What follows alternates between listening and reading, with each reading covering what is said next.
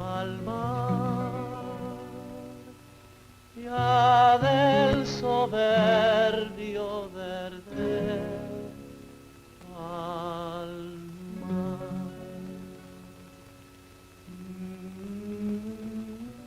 There is the respect that a man may have for himself. This too can fortify those around him.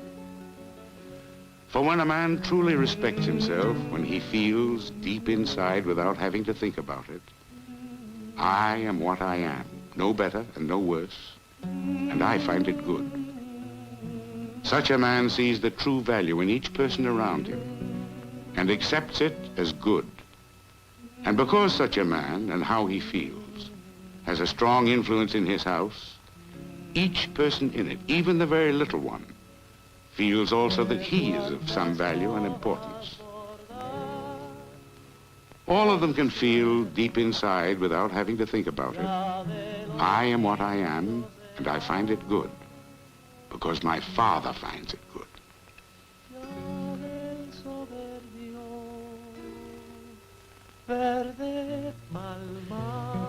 The man who understands trees or children can be firm, but he can also be patient and gentle. When a young child is old enough to dig holes, it is useless for a father to get angry and say, "Don't dig." He would not say to a tree, "Don't grow." A wise parent understands that playing is part of the growing of a child, part of the business of learning how to be a man.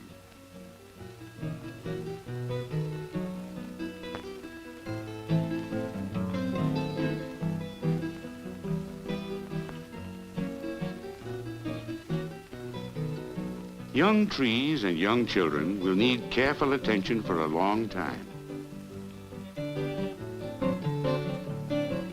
A wise man never plants more trees than he can care for.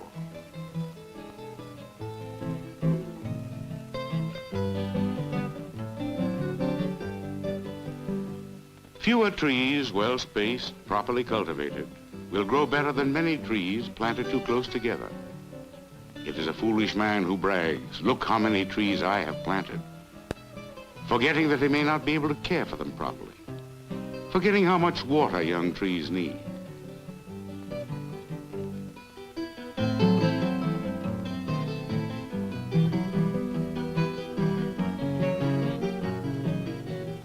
The care of boys and girls continues even when they are almost fully grown. It is a different kind of care when the child is older, a kind of care that can help a girl like Petra in her effort to think and feel and act by herself, more grown up.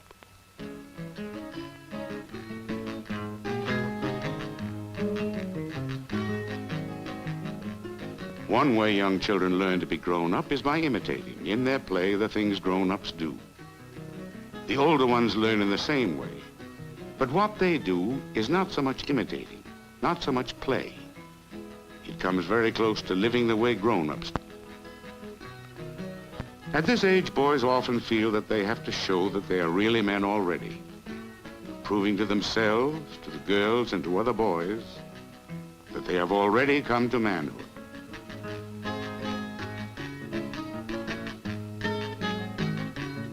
For the girls, too, this is a time of testing, of proving. Every teenage girl likes to flirt because it makes her feel more of a woman. Sometimes this proving of manhood is, for the boy, merely showing off with false words of flattery. A girl can flirt but still know the boy is not saying true things. She does not have to go with just any man who wants her. She can know when it is time to say, "You are not yet a man, my friend. You only think you are."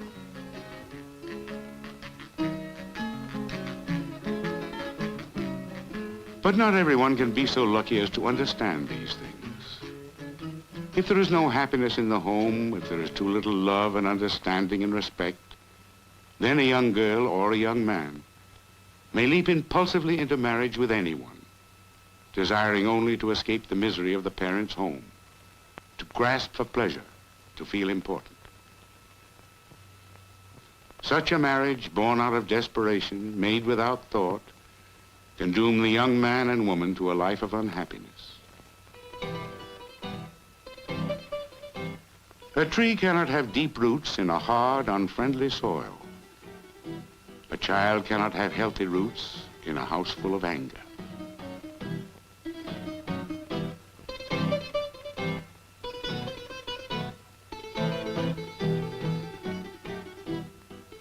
Sometimes children retreat from anger into themselves, into a blind, hopeless apathy. Such a child cannot flourish. Sometimes children can build a refuge of warmth and love for themselves that will protect them from the anger in such a house.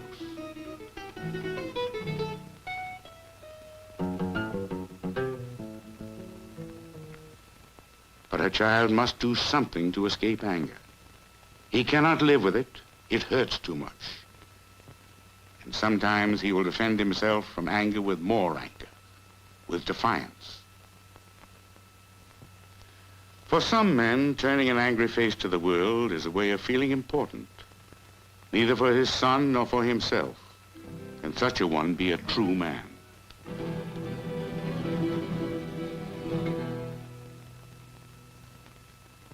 There has not always been anger and hatred in this house. The constant disappointments come because each expects from the other more than he or she can give.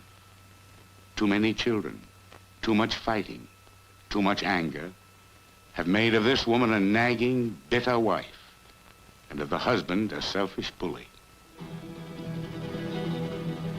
This is not just one of the little squabbles of everyday married life. This twisted, crooked kind of anger is bad for a man, bad for a woman, bad for children.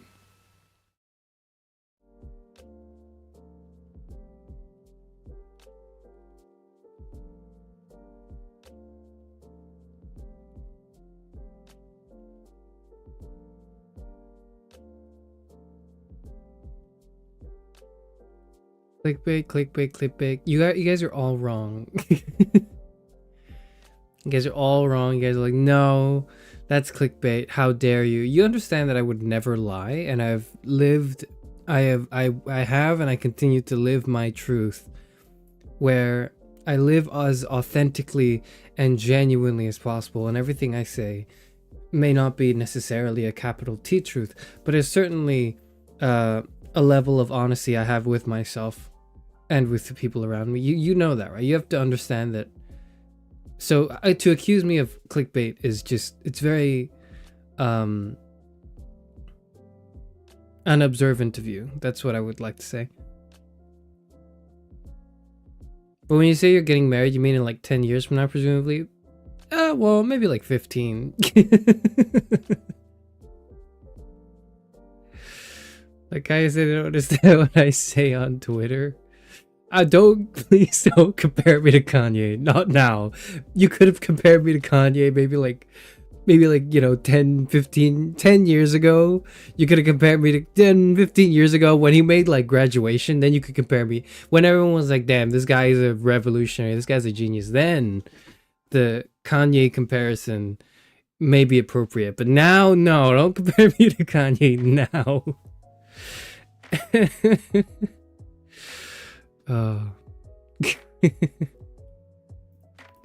So glad we found a large and relevant creator to talk about the vshojo situation. I'm so glad that you understand and appreciate how important it is.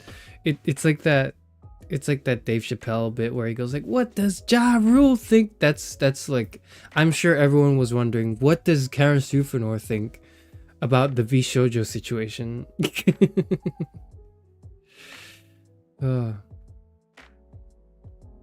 Sorry, let me just go back and read some stuff. What did everyone say? You're late, you're late, you're late. I wasn't that late. It was like 5 minutes. And I also just set up the room like 30 minutes ago, so... Jamming your sticks? What does that mean? What do you mean? Hannah, what do you mean by my sticks? I don't understand. You're tomatoing me. Okay, yep. My only criticism is putting you're getting married in your life, in your title, as clickbait when your regular audience knows you don't get bitches. Do I have to regale you with the stories of how I got hit on by Miss Country. Do I have to do that again? I've told the story like 3 times, okay? You don't know. You don't know. You couldn't possibly comprehend my power. Sorry. Marrying to escape home? Yeah, that's often what marriage is for. Please don't forget to like the stream or you want Chairman to starve. Don't like the stream if you don't like it. Dislike the stream if you dislike it. Like the stream only if you like it. And if you just feel like neutral towards it, which is pretty much how you should be feeling 80% of the time, then don't bother. Fucking don't bother. Because you're giving me false data. I need to know if people actually like something. If you don't like it and you're just liking it, you're clicking the like button, you are lying to me, and I don't want you to lie to me. Because you are not just lying to me, you are also lying to yourself, and I can't stand for that. I can't stand that.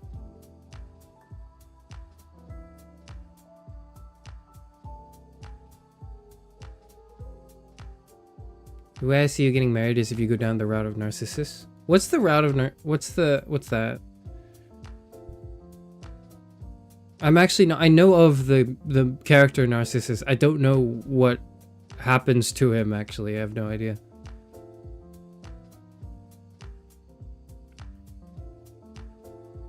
Does vshojo owe you money as well? No, but I wish.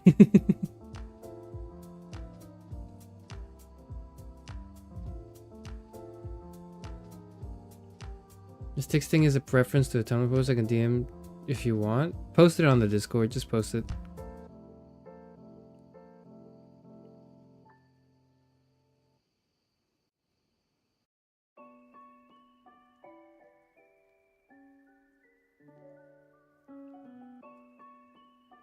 Disliking it to prove a point. You can do that if you want, I guess. One person disliked the Discord tutorial stream. I don't know why they did that, but someone did that.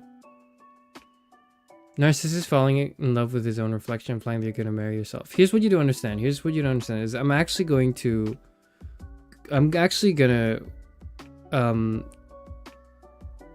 what I'm gonna do is I'm going to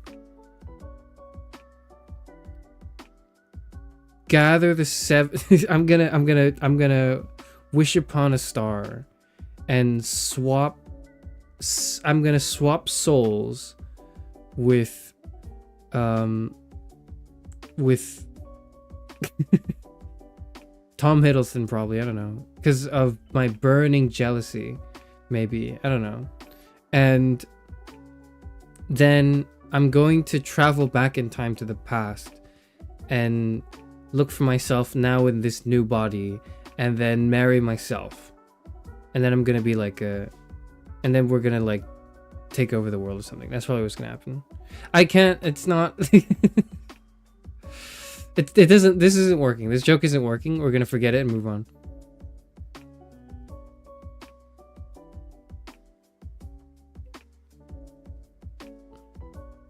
Chairman believing in souls in the kite shaman will be disappointed. I don't care if they're disappointed. Like, do I actually believe in like the concept of a soul? I don't know, maybe, but like the like in terms of like my philosophy, do I believe in it? I don't know.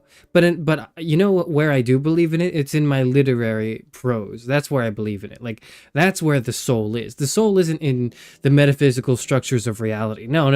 The soul is in the work that imprints itself upon my being when I read it and am compelled by the ideas and fascinations of it.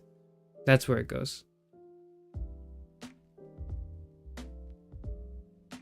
It was you, FCF, you disliked the stream? Well, if you disliked it, you disliked it. I don't hold ill will against people who bear their real opinion. As long as you're disliking it because you actually dislike it. If you dislike it because you're sent on a hate raid by someone else to doing what you were being told to without actually thinking about what you were doing, then I've got a problem with that. But if you actually don't like something, you should totally dislike it.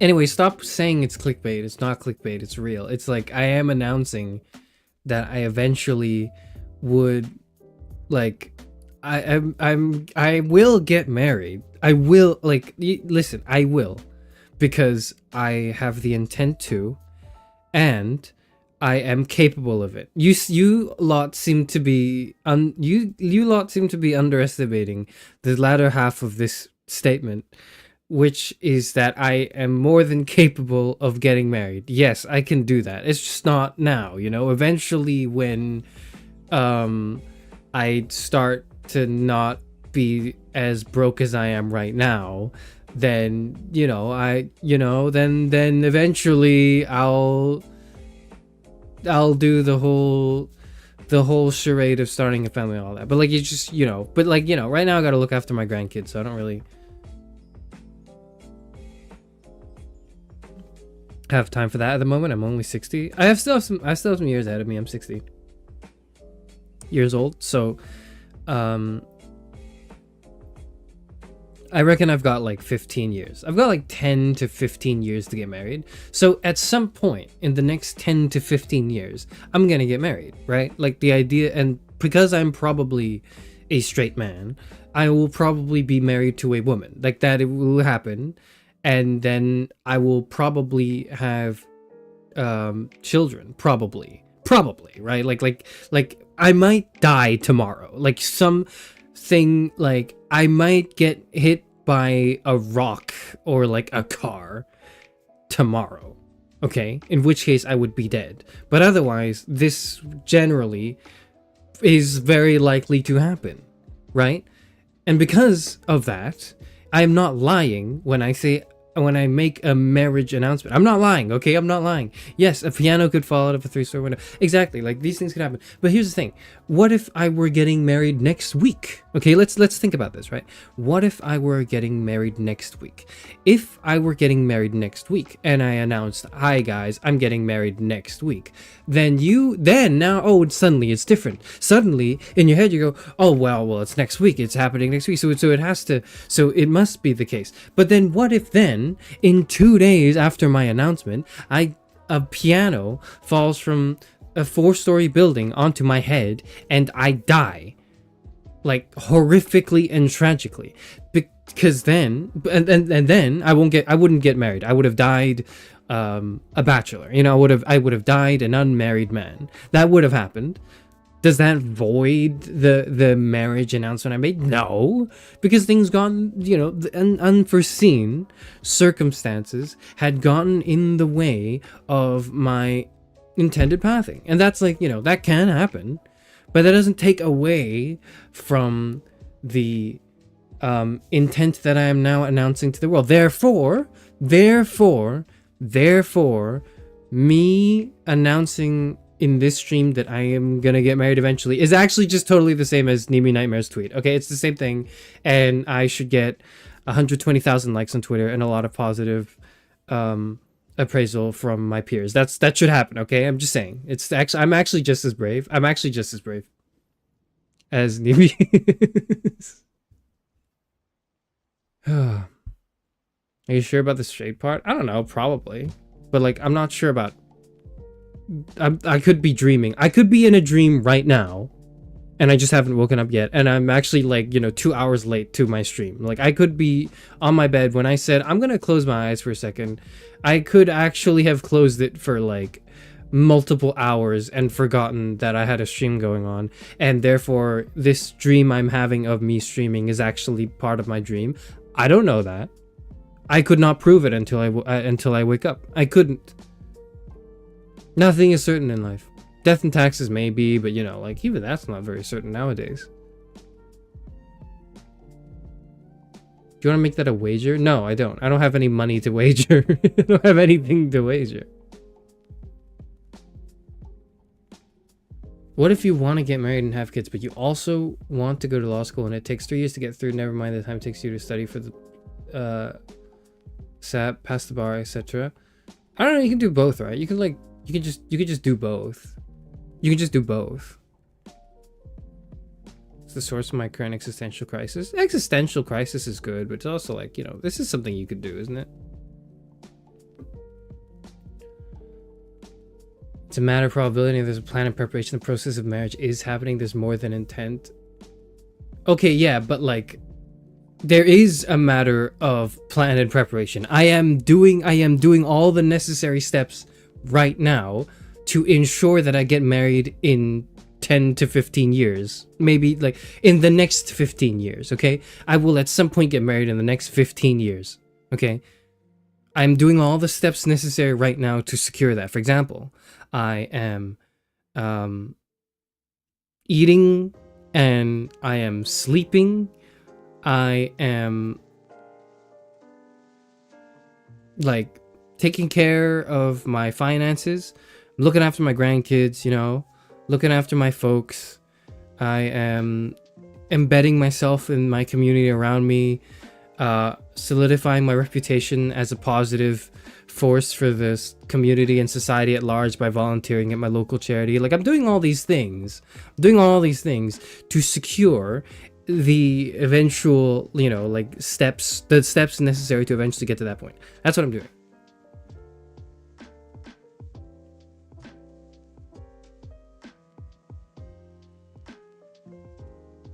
Partner's wishing me to have kids sooner than later because he wants his 90-something-year-old grandparents to see great grandkids. Don't know how to tell him it might not happen.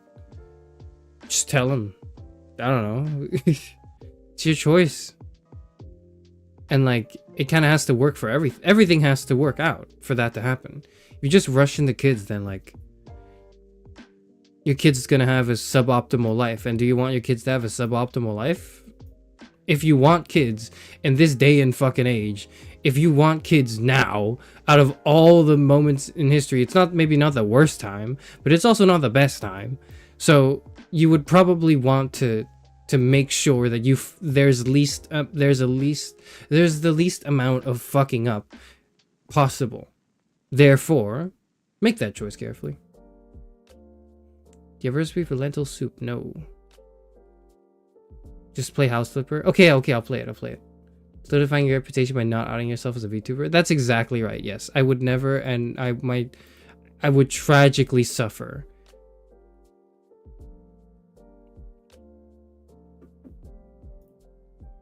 I would tragically suffer if that were the case. And I would be looked down upon. All of my good deeds in the world would probably be like undone from the sheer like shame that is involved in being a VTuber. So I hope they never find out.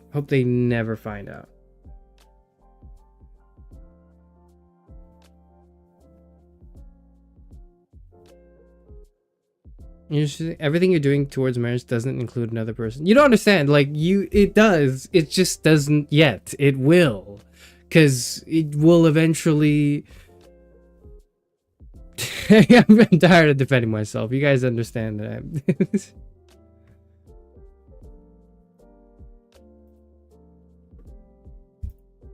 Okay, I'm just gonna go into House Flipper. I'm gonna continue on the same point. It's just I'm gonna go into House Flipper. So give me 1 second. Let me just go on House Flipper and then I'll continue.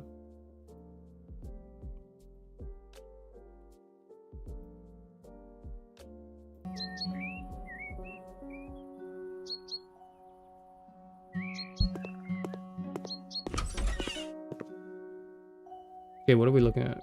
Let's get a job really quickly. Kindergarten. Greetings! After a few years of working as a teacher in a primary school, I collected enough money to buy a building, which I want to change into a lovely kindergarten. Ooh. Okay. It was used as an office before, so there is a lot to change. There's a huge mess in there now. I guess the previous owners didn't like to clean much. Please get rid of all the old or broken furniture, fix the damaged devices, and equip the toilet appropriately. Rooms where children will spend their time should be as colorful as possible. They love it when everything around them shimmers with colors. Use at least 3 different colors in each room, and please put loads of toys everywhere too. After all, kindergarten is mostly about fun. Also, don't forget about a locker room for the kids. Some hangers and shelves should be enough for them. I'm sure that you can turn it into a place that will bring them wide smiles. Best wishes, Ariel Lone. Alright, Ariel. Job accepted. Let me just lower the volume. Give me a second.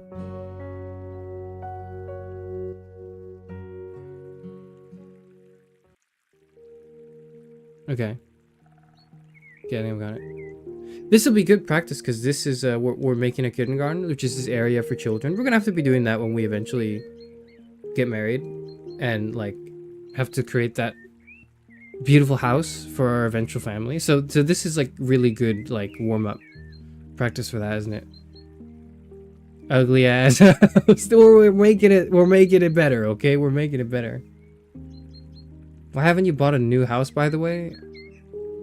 I don't know. I guess I could, but like I kind of like just doing the jobs for now. And since I'm living alone at the moment, I'm gonna like, you know, it doesn't matter if there's, you know, it doesn't matter if there's soup and like a gun on my floor.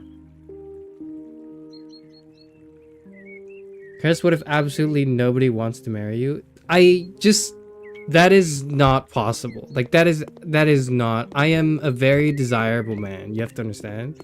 I'm extraordinarily competent and attractive and an ideal family man, that the prospect of no one wanting to marry me is just not in the realm of conception for me. And I did you know I did philosophy?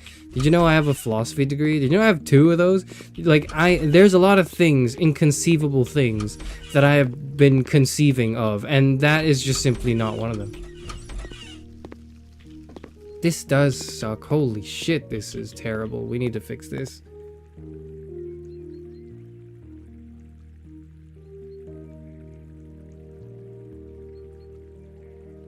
Chairman, have you ever wondered why you have such a queer fan base? It's because I'm a VTuber. Probably. I don't know. And I'm like one of very few people who just, not very few, but like, you know, shockingly few. I'm not a majority in the realm of content creators that are not queer but can talk about queerness. And I think that is refreshing, because I imagine if you are queer and you're looking for content creators to watch, it does, like, you kind of want to watch a varied amount of, like, a variety of things and people, and inevitably you will want to watch a non-queer content creator who is not like violently homophobic or whatever, right? I don't know. Prepare to be a parent playing Who's Your Daddy? I don't know what that is. Is that, if that's just like Dream Daddy, then I've played that, and I think that's close enough. That should be enough. What if people want to fucking date you but not marry you? I assure you that it's definitely not that. I can assure you that most of the time it's not, it's the other way around.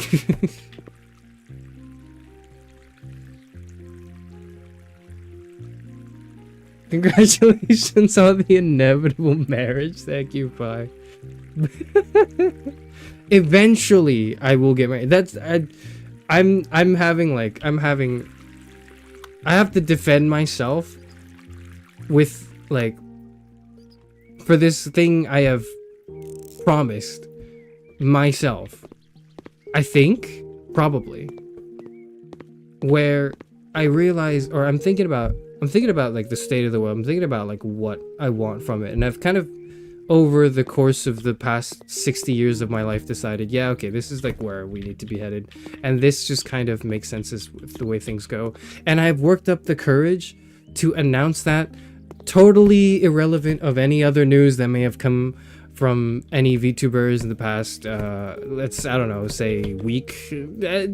Completely independent of that, I've just decided to be very brave one day, and you're all making fun of me, man. You're all like, haha, no, Lamau, imagine this man getting married. You have to understand that it's actually just terrible how much I am I can't continue. I really can't. I'm trying really hard to play the victim. It's so difficult. It's actually so difficult. I could never do this. I don't know how people do it. I don't know how other people do that. I don't know how other people are so good at like pretending like they're the victim. Sorry. We're off to like a terrible start. I hope your currently fictional SO someday listens to the inevitable ASMR. What do you mean currently fictional? Have I mentioned that I am actually dating your Oshi? Can you believe that? It's strange, right? But I am really... Oh shit, I didn't even see the bugs. Oh fuck, it's gross. Have I mentioned that? Because if that's what you mean by fictional, then yeah, sure. Watching flashes because I gotta vary what I watch. Okay, well, I would say you can read a book about it, but you know, if you...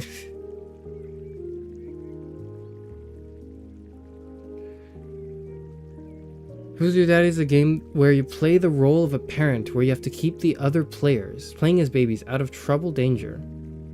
Oh, I don't want to do that. Fuck that. No, I'm not doing that. That sounds like real parenting. I'm not ready for that. Yet, but like eventually. But what is this inevitability philosophically? Okay, what is this inevitability philosophically? There is like, I had like discussion with some people who know a lot better than me about intent.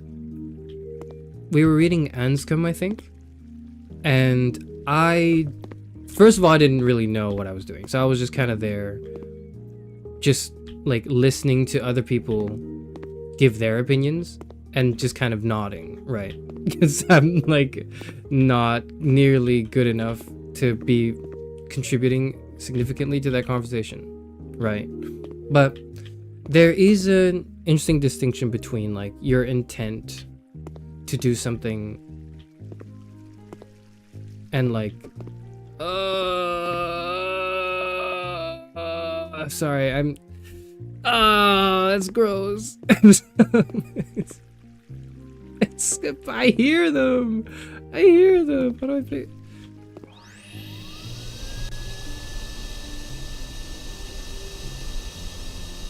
When it was in the muck, I didn't notice, but now I'm fucking seeing them. Oh, fuck.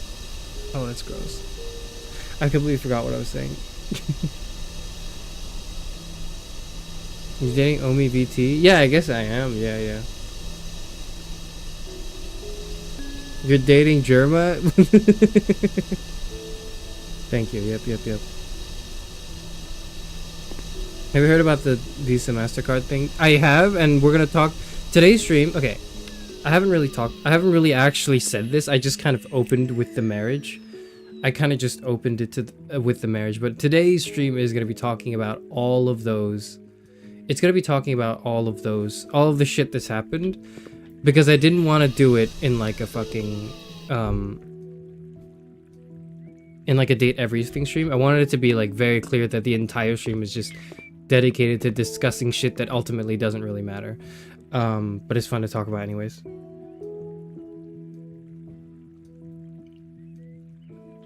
Anyways, this inevitability is, philosophically speaking, is just my current intentionality, which may be subject to change in the future as more information is revealed to me and as, you know, time progresses.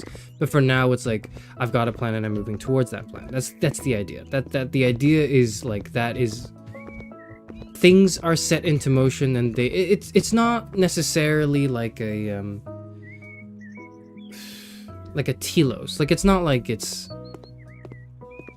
a deterministic thing happening based off of my now, like, I don't know, how do I explain this? It's not quite necessarily the case that when I say it's inevitable that it actually, sorry. that it will happen, just because I've declared and announced my intent, as with many things, right? But what that does mean,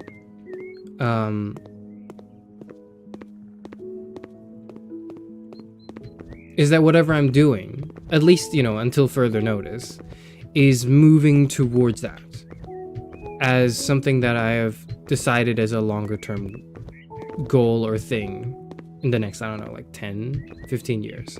Now, the problem with expressing that philosophically is, oh, I didn't know you could jump over here.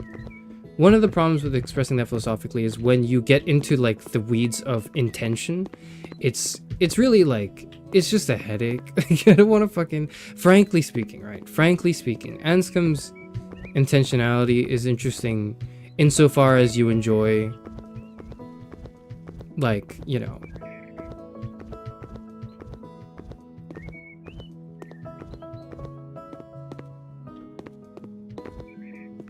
philosophy in general, and the entailments of overcomplicating things that don't need to be overcomplicated in true philosophical fashion. And it's a really interesting read.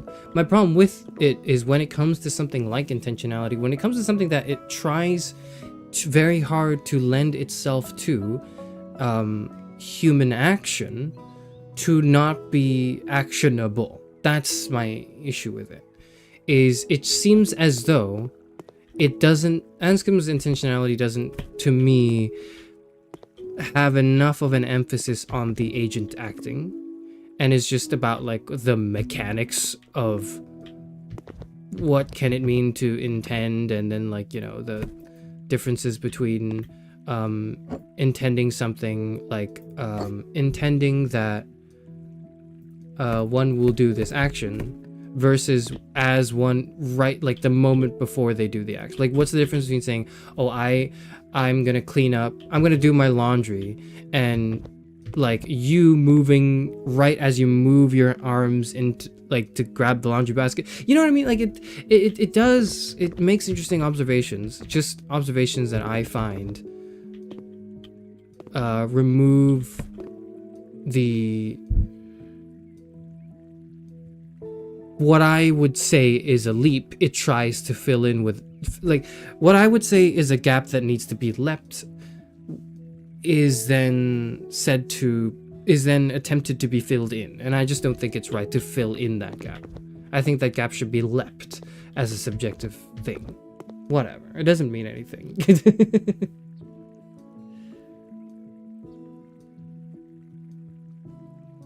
This week has been huge for the unemployed. It honestly has. And I want to lead with the Nimi. Okay, so let's go back to the, let's go back to the Nimi Nightmare thing, okay? Nimi Nightmare, as we all know, is everyone's favorite VTuber. And one of the VTubers that I have watched from day one, you know, Nimi announced Nimi announced her debut and her beginning ventures, I want to say a few months ago, and I was there since day one, okay? I was a day one Nimi Nightmare fan. Okay, for those of you who don't quite know, though, maybe, is that, and this is going to get into conversations involving people's past lives and stuff, or like at least the very obvious stuff, but so, you know, if you don't want to listen to that, I don't know why you clicked on this. Maybe you clicked on it for me. But anyways, Nimi Nightmare, as we all, pretty much all of us know, used to be a part of a corpo that which will not be named for the moment.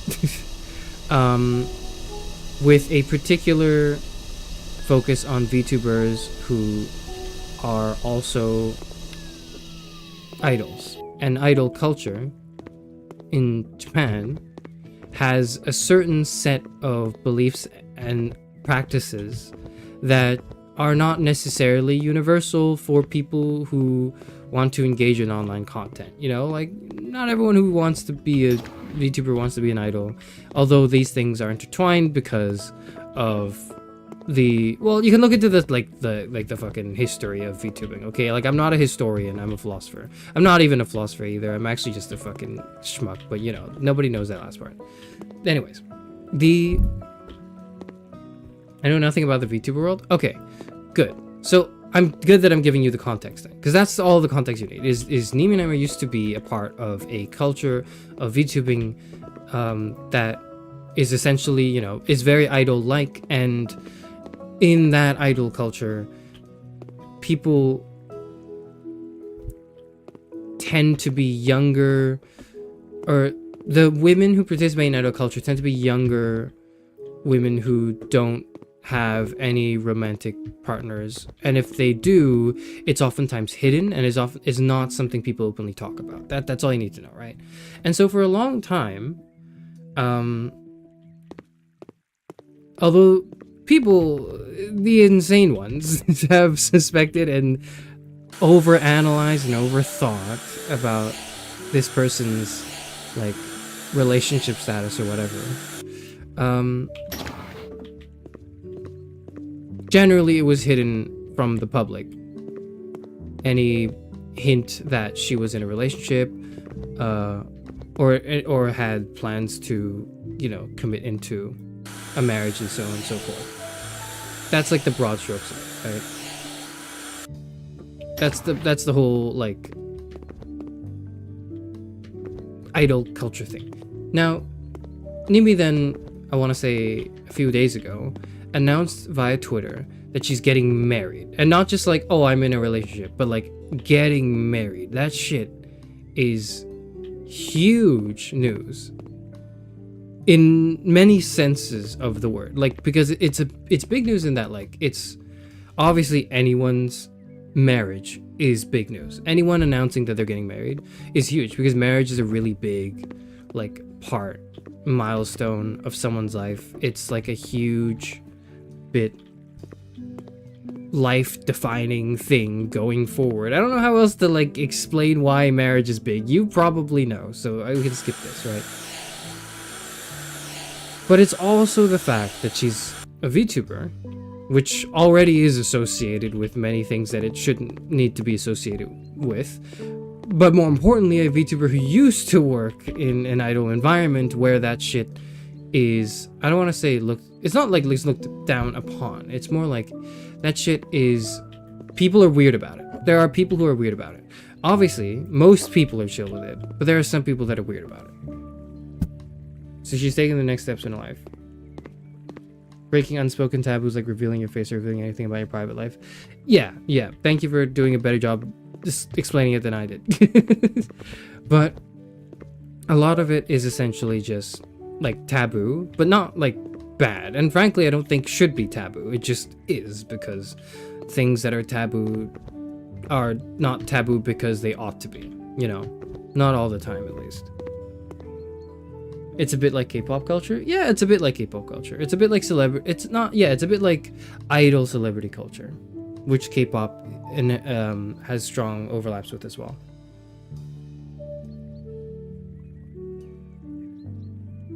Hello. Hi, Estella. Hello. Anyways, this is fucking huge, and overall, I would say, is really incredible, because it's not just that a VTuber is getting married and feels comfortable enough to tell people that they're getting married, but also this is like a huge face in the indie scene and formerly a big corpo scene. That is unheard of, I think, right now. Now, it's not like idols don't get married. They do.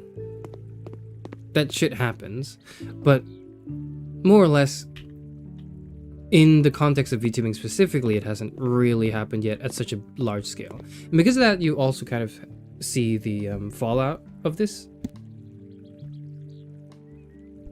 I don't know if fallout is the right word to use, because it implies sort of like a destruction and that it's a negative thing, but it's not. But you know, the fallout of this is actually a lot of people felt more comfortable coming forward with their relationship status or whatever, including cosplayers and several other people doing other things like content creators in general, right? announcing that they're also get married or their relationship status or something, which used to be really taboo and still is, but has now, I feel, maybe that's just me, I feel a cultural, a slow, gradual, but definitely like a recent shift in what I can only describe as an increased awareness that VTubers are people. That was the other, like, that would have been the serious, like, thumbnail text was like, VTubers are people. And we don't know that. That would have been like the, and when it's like people can't wrap their heads around it, that would have been the text if I were being serious about it. But like, I wanted to play it off more as a joke, because the end of the, as I was basically, okay, in ideating this stream, I was thinking, okay, I can make this a really like somewhat serious discussion stream where I do some research and we talk about some things, and it's less me talking to you and more me giving a presentation and then taking feedback afterwards. But then I kind of thought, well, it's a bit not, it's not like, this is not serious enough, or at least what my opinion of it is not serious enough. And I think the message actually works a lot better if it's more casual, if it's more nonchalant, if it's more jovial, if it's more fun, I felt as though that expresses the message better.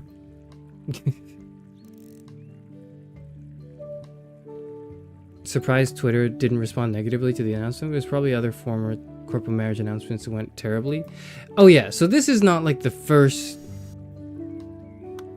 marriage thing that's ever happened to a corpo VTuber. In fact, not even from the same corpo. But those have been disastrous, but one notable case in my mind right now has been disastrous for other reasons, not because that talent was getting married, but because of many other things surrounding that. Anyways, sell the garage shelf. Oh shit, I have to do that? Okay. Boop, boop. Okay. Do I have to do any more cleaning? I do. Where is it?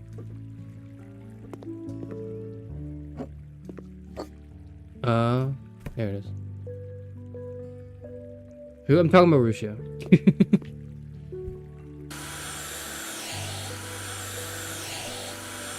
I'm talking about the girl that screamed Mayano Top Gun, or just Mayano, I think. Was it her? It was her, right? That's who I'm talking about.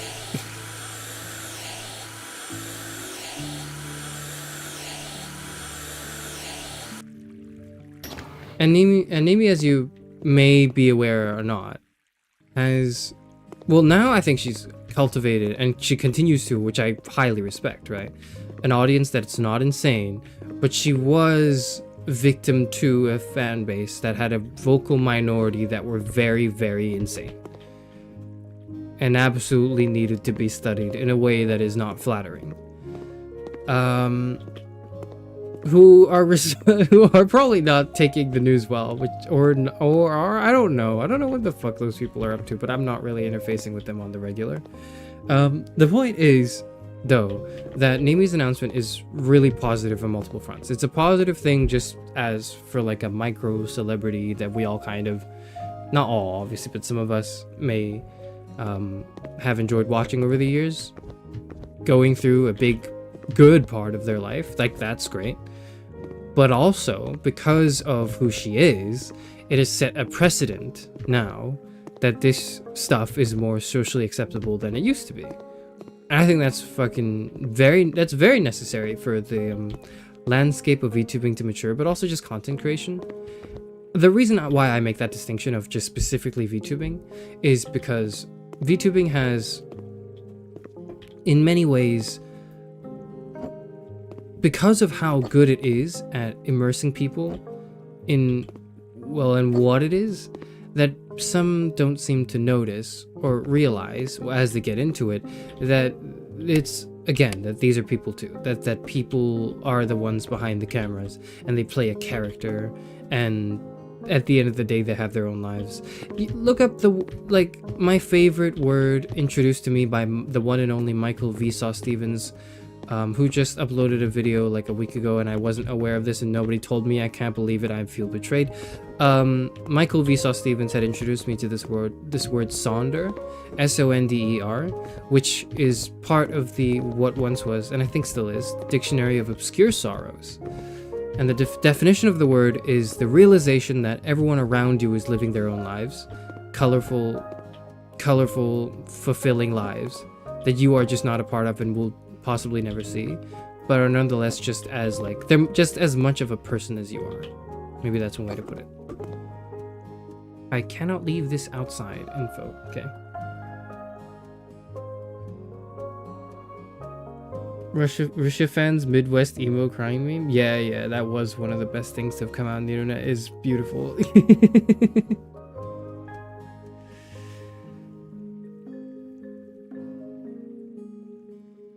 Yeah, Russia was a whole different situation. Anyways, I wanted to start this like relay of discussions with probably the most positive one that I think is really like, it's nothing but good, but also really funny.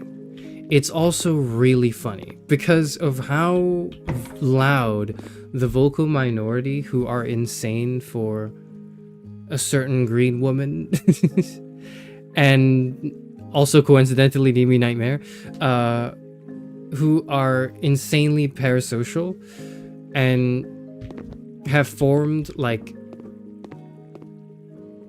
an astonishing emotional dependency on her.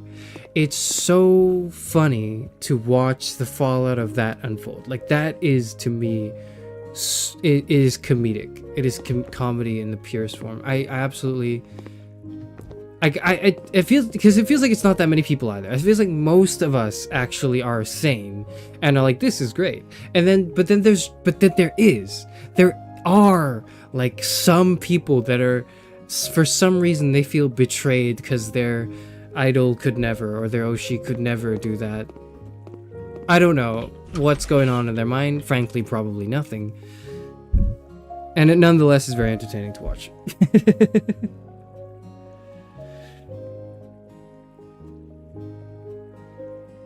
Sonder's like the antithesis to having a large ego. Sorry, it's spelled S-O-N-D-E-R. I didn't tell you what the spelling is, and it's not really a word that people use a lot, so that's how it's spelled.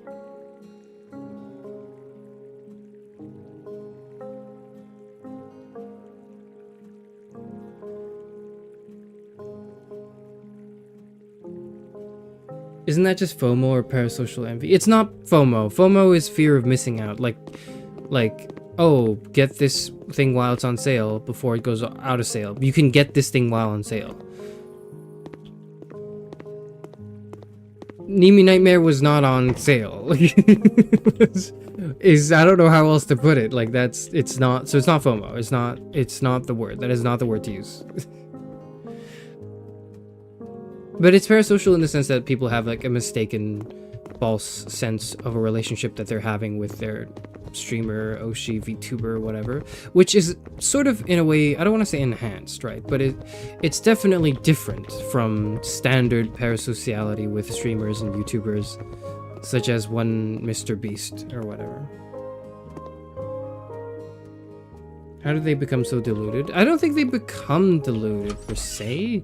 I think there's a part of them that's seeking something and coping with an extreme like dissatisfaction with their lives that like they're using,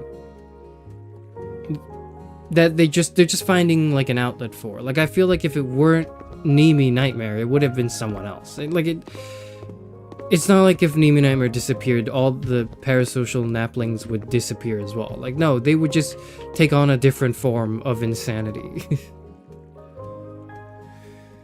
Speaking of FOMO, guess who relapsed and downloaded again? Shit. Oh God, no!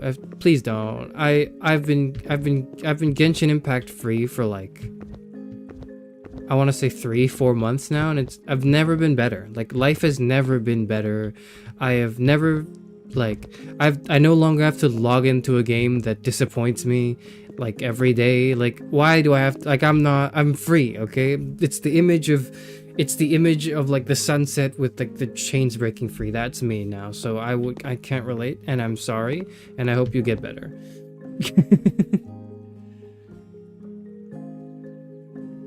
I feel lots, if not most, large VTubers are dating people, and people should accept that.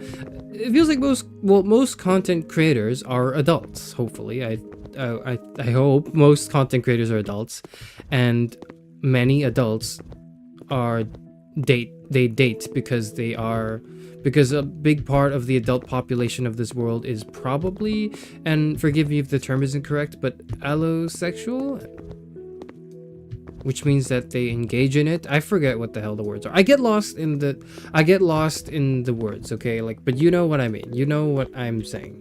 You know the words I'm saying. Right. Remove what is the I'm looking around. I don't see any garbage. Okay, I'm gonna move this like table here.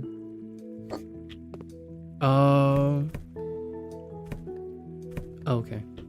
Got it. Sell the office bookshelf. Ooh. Ooh. Oh no, these are the desks. That's the bookshelf. And the 4 chairs. Okay. Is Genshin that bad to people? It's just a gacha game and has the trappings of a gacha, where it's designed to be like a Skinner box for the 21st century weeb. But in particular, it's bad because it can't even do that right anymore. Like Genshin Impact Skinner box sucks now. Like it used to be at least somewhat enticing when it was like back in Sumeru or Fontaine, where they had interesting stories to tell, somewhat well-meaning cultural representation, etc., etc., good music. Now they still have the good music and they've lost everything else.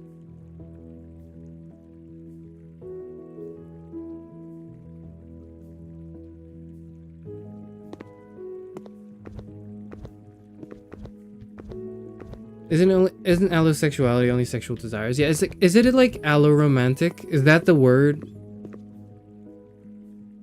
I don't know. Most people want to date. Most people want to be in a relationship. Okay, most people. That not everyone, but like, you know, most people. So,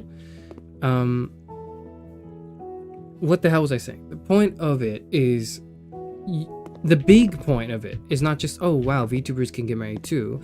It's more than that. It's that VTubers are people and content creators are people. People who are portraying themselves and being portrayed themselves in a way that is algorithm favorable and friendly, which therefore means that they are only going to show the best parts of themselves, or the most entertaining parts of themselves, but are not necessarily only those things that they post about and talk about online. It's kind of it's a bit similar to it's the idea that you should never get your perception, or you should never form your opinion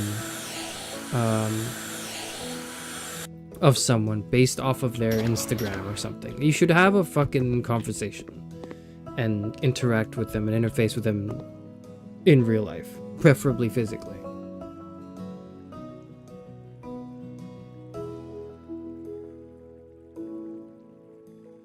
Samara's rep was kind of ass. It was not perfect. It was definitely not perfect. But it was not completely asinine terrible. Like, it was not the worst thing. And that's, what can you ask for? There's not much you can ask for. I don't know, okay? My Pakistani friend said it was really good. So I'm just gonna take his... I'm gonna take his word for it, because I don't ask me. Why can we not just say people aren't arrow ace? We can say that, yeah. I'm not eloquent. I'm just not very eloquent today for a stream that requires me to be eloquent. One of the many trappings and failings and hardships and difficulties that the philosopher VTuber suffers through, but nonetheless perseveres through for the sake of his audience. You can buy air conditioner and mount here. Okay.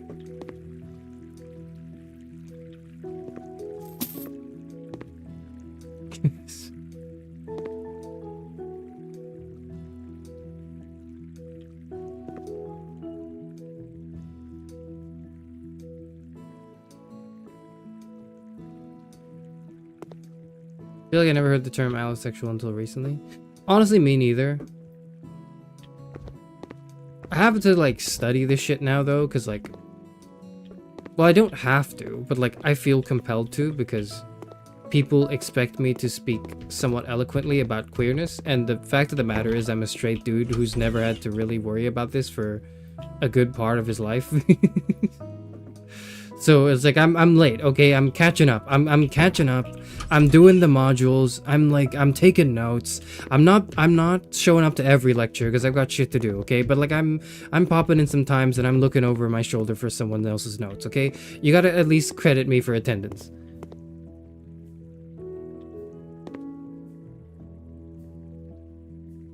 What if their Insta's full of far-right BS? In that case, it's actually good to go. You should just fully...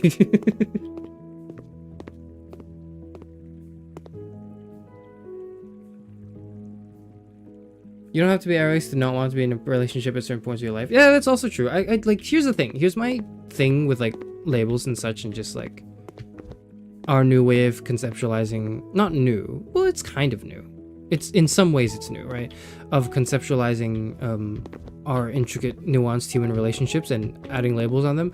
Is I just, you know, I think it's nice if you really want a label, but also I just don't think a label is necessary. Like, some people just are men who are into men. Some people are women who are into women. Some people are not. They don't like the concept of like masculinity and being a man, etc., etc. And like we gotta assign like terms and labels for this so that everyone kind of feels included and like thought of, and in these tumultuous and like very, very, very hostile times. But ultimately we should be moving towards like a, you know, people are people, and we're, oh god, that is it's gross. It's fucking, oh, how is this gonna be a kindergarten? I can't sell this? Okay, whatever. Oh shit, it's still, I gotta fix this. I gotta fix this now. Okay, I fixed it.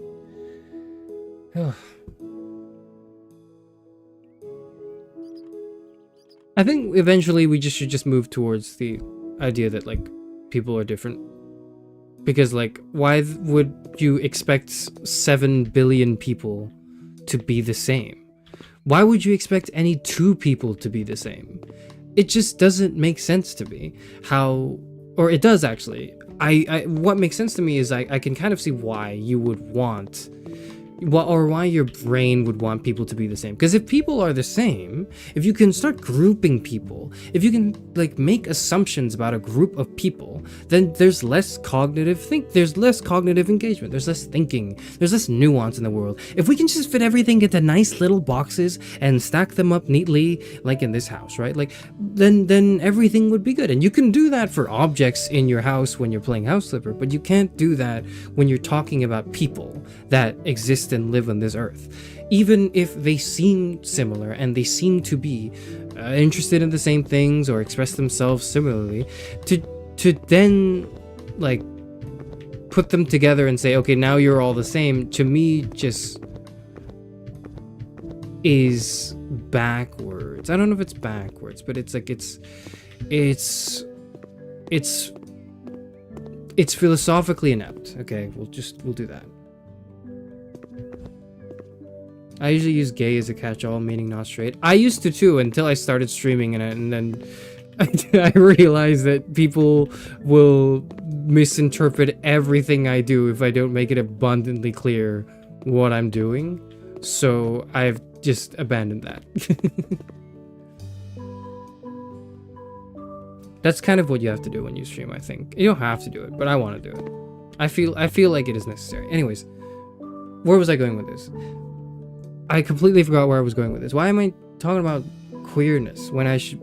It's because I was talking about sexuality and romanticism, and how the fact that most people aspire into romantic connection with other human beings, and that just because you're a VTuber or an idol doesn't mean you're like exempt from that or whatever.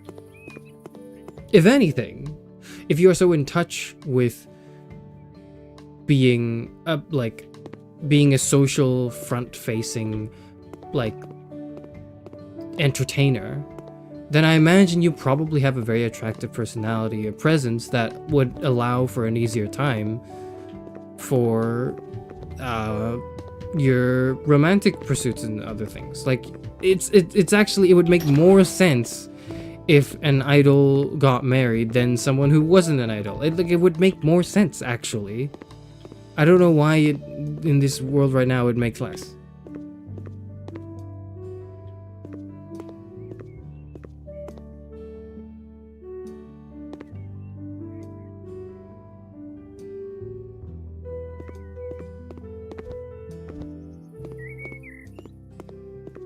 Sorry, you're saying it's cause liberals want to find the middle ground and everything, and even means simplifying a person to its base traits. And you started, can you look at the sentence again and examine the third word you used? And really think about that. I feel like that'd be good exercise. What am I supposed to do again? I'm supposed to paint and I'm supposed to mount narrow curtains. Where do I do those? Here? No. Where do I put the curtains? I don't know where to put the curtains. Whatever. I'll do it later.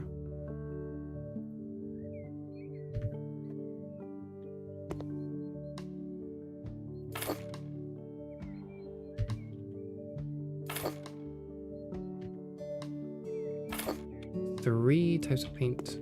3 paints. Okay.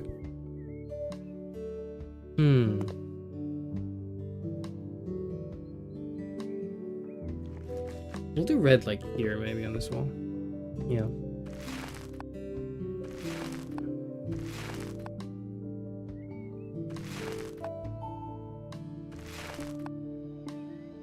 One day I just really want an idol to marry someone of the same sex and for all their Kachikoi fans to suffer.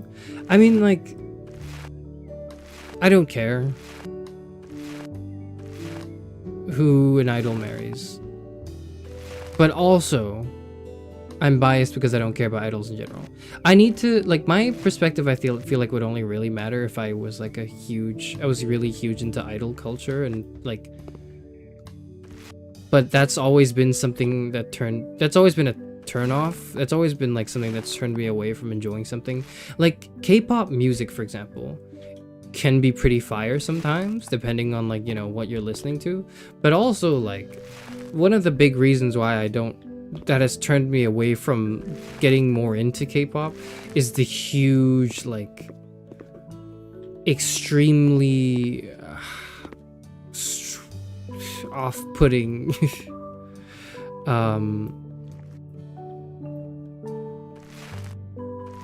idol culture that's like amassed itself in it, all the consumerism behind it all, the obsession, the neurotic obsession really of those stars and everything they do with their lives, and also this weird like want to control what they do, and also including things like, you know, not wanting them to get married for some reason or another, as if you would ever have a chance with them. You don't. You are like, you're just some person, and you're looking at like Jungkook, okay? Like, you have no fucking chance with this man. Why do you even, like, why can you even delude yourself into thinking that you did? Makes no goddamn sense to me. Anyways.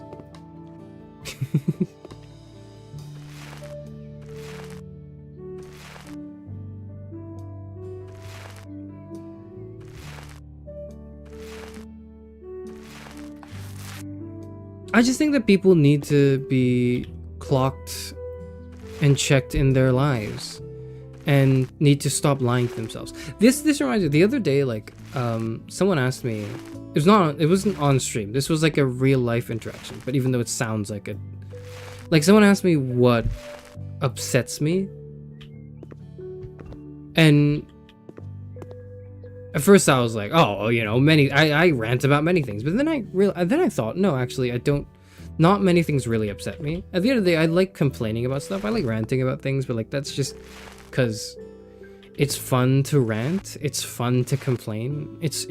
I find it fun at least, but I don't really like care. Like at the end of it, you know, if my train gets canceled, if I miss a bus, if like some fucking idiot teenagers throw rocks at me, like more than anything, to me it's like content. maybe I'm like content rotted. Maybe my brain is just irreversibly fried from having streamed for about a year. But, you know, it's just more story time, isn't it? As long as it doesn't cause any like mortal danger to me, which I don't think anything really has. But so nothing really upsets me. So initially I said, oh, I get upset when people lie to me. But then I thought, no, and I took the answer back, because I actually don't get upset when people lie to me at all. I get upset when people, and that's like kind of as I was thinking this, I conceptualized it, and thought, okay, I can now say this on stream. I get mad when people lie to themselves. Does the state of the world not upset you? It does, but it's not like, I'm not upset in the sense that like I feel personally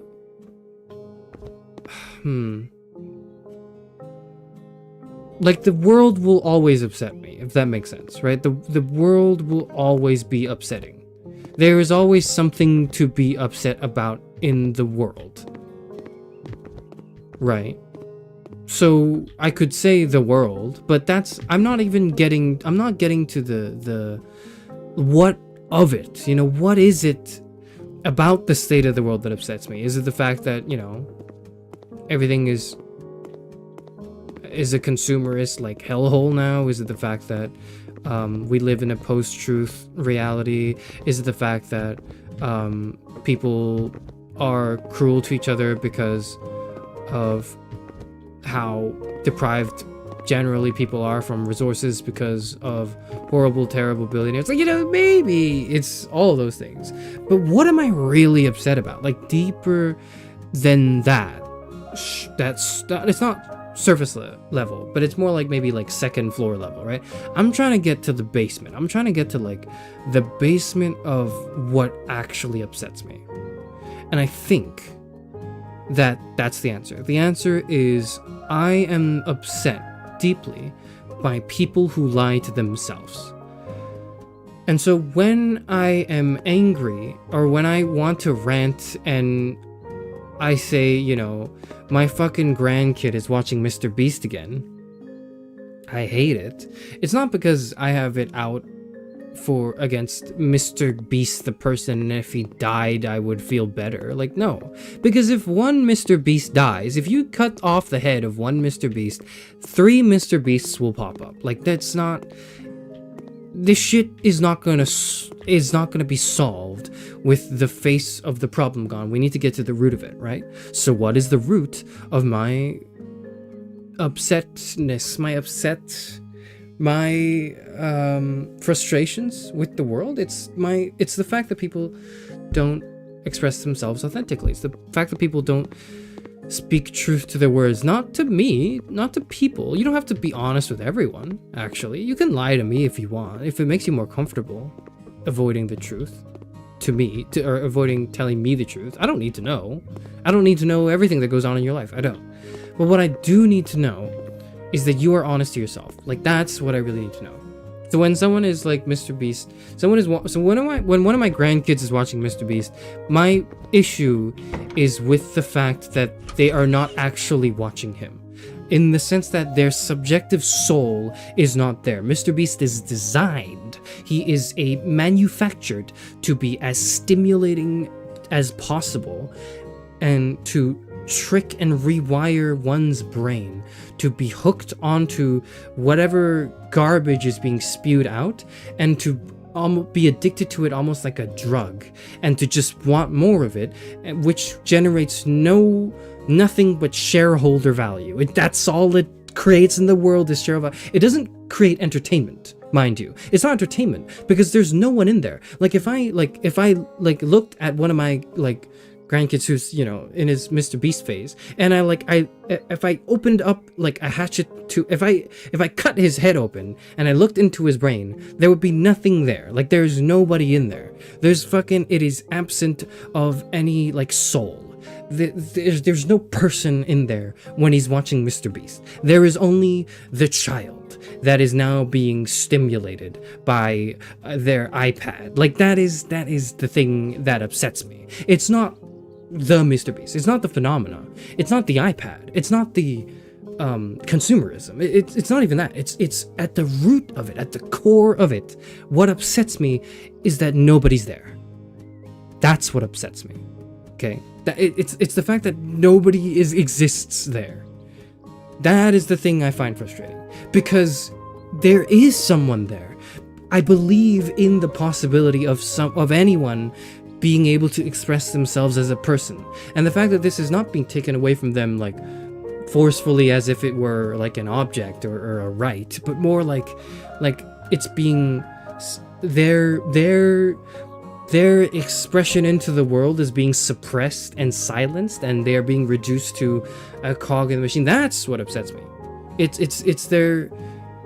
that they're lying to themselves. Okay, that's what is going on, is that they are lying to themselves because they're telling themselves, or they are rather moving in a direction that tells them that they don't exist and they're not real. You know? Charis is never finishing this job. Never hire him. Good night. Okay, see you later too.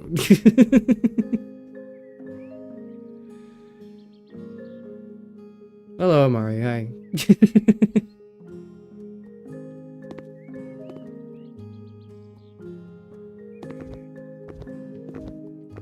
Casually threatening Jimmy Donaldson's life because his content is mid. No, I'm not threatening his life. I'm not saying like I'll do that. I'm not making any threats of life. No. I'm just saying nothing would change if he died. That's all. That's all I'm saying. I'm just saying that if like this person died, no one would feel the impact, okay? I'm just saying like they mean nothing. No one's proud of them and their content, and they are better off. Like, they're not better off not existing. There is no such thing as a better off, because they mean nothing. It's empty. Like, there's nothing in there. You are a zombie. You don't exist. You're not real. You are a machine. You are as real as the C.AI like Nemi nightmare that the parasocial fans converse with on a regular basis. Okay, you are as real as that. You don't exist. Are you proud of us and our content? I don't know. What do you mean your content? If you mean like the fan art on the Discord, then like, yeah, I think so. Because as much as it like as some of it discomforts me, like it feels as though that's the point. It feels like you want to discomfort me, and I can feel that intentionality in the work. So like, you know, I think that's cool. Technically, you and Mr. Beast are co-workers, so this qualifies as workplace harassment. Yeah, which is why like I would never. This is the reason why I would never survive HR, and because of that, I need to adopt a lot of inclusive speak, or else I'm not gonna like. I'm getting destroyed if otherwise, right? Like I have to be extra nice and extra inclusive because my real opinions are very volatile.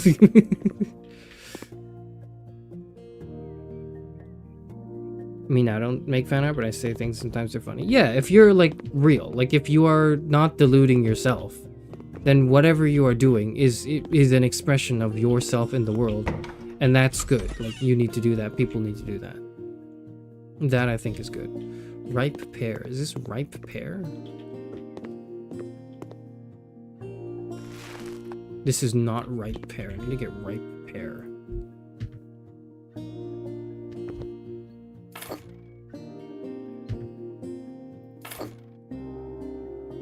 These colors are really nice. That's ripe pear. Okay.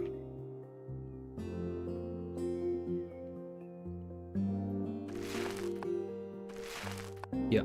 Okay. Okay. Anyways, what was I saying?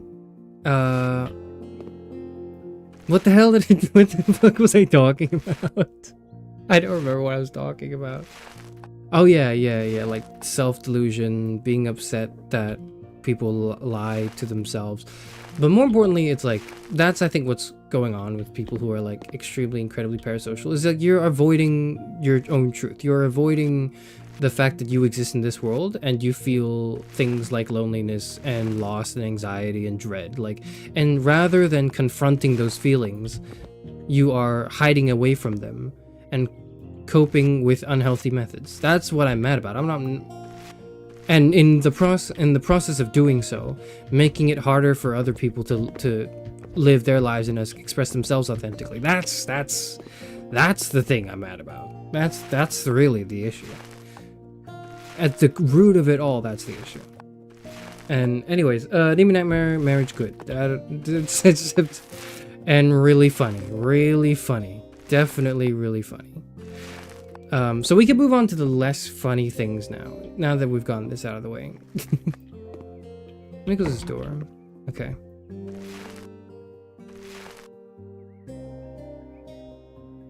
I'm always Delulu to help me reach my goals. That's the only way. Let me lie to myself. That's not true. You're lying about lying to yourself, because when you say, oh, I'm lying to myself to reach my goals, what you're saying is you're speaking your intent as if it had already happened, right? That's what you're saying, is you are speaking something into the world like, oh, I'm really good, or I can do this.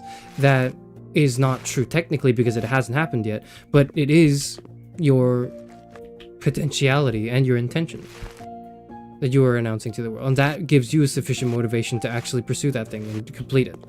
That's literally what I'm doing in today's stream when I say I'm getting married. When I say I'm announcing my marriage, like that's what I'm doing. So it's not the case. It's not. Should buy a sofa grenade. A grenade? What does that mean? Okay. Oh, it's like nice. Oh, hold on. Wait. A shoe cabinet. Oh, I gotta move this first.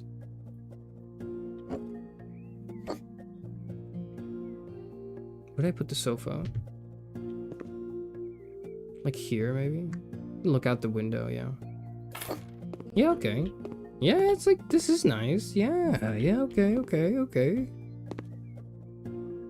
Whiteboard hook, small shoe cabinet. Oh yeah, because it's a kindergarten, right? So, where do we put the whiteboards?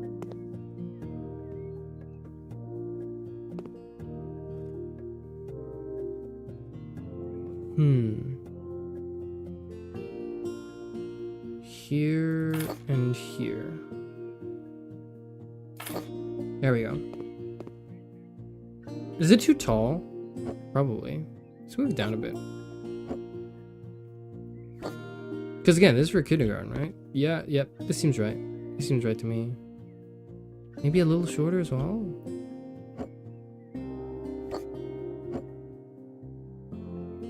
Here. Okay, now that seems good, I think.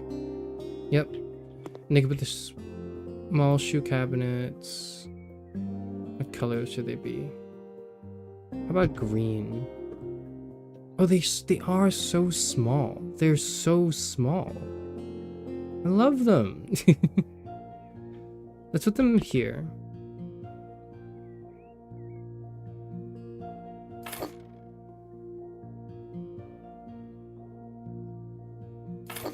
Yeah.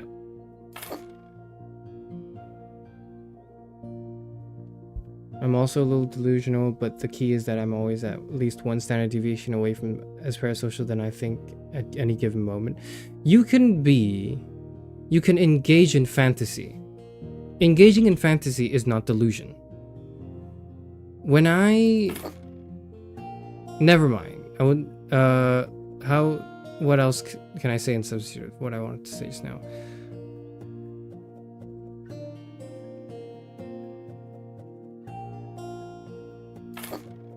When I play, like...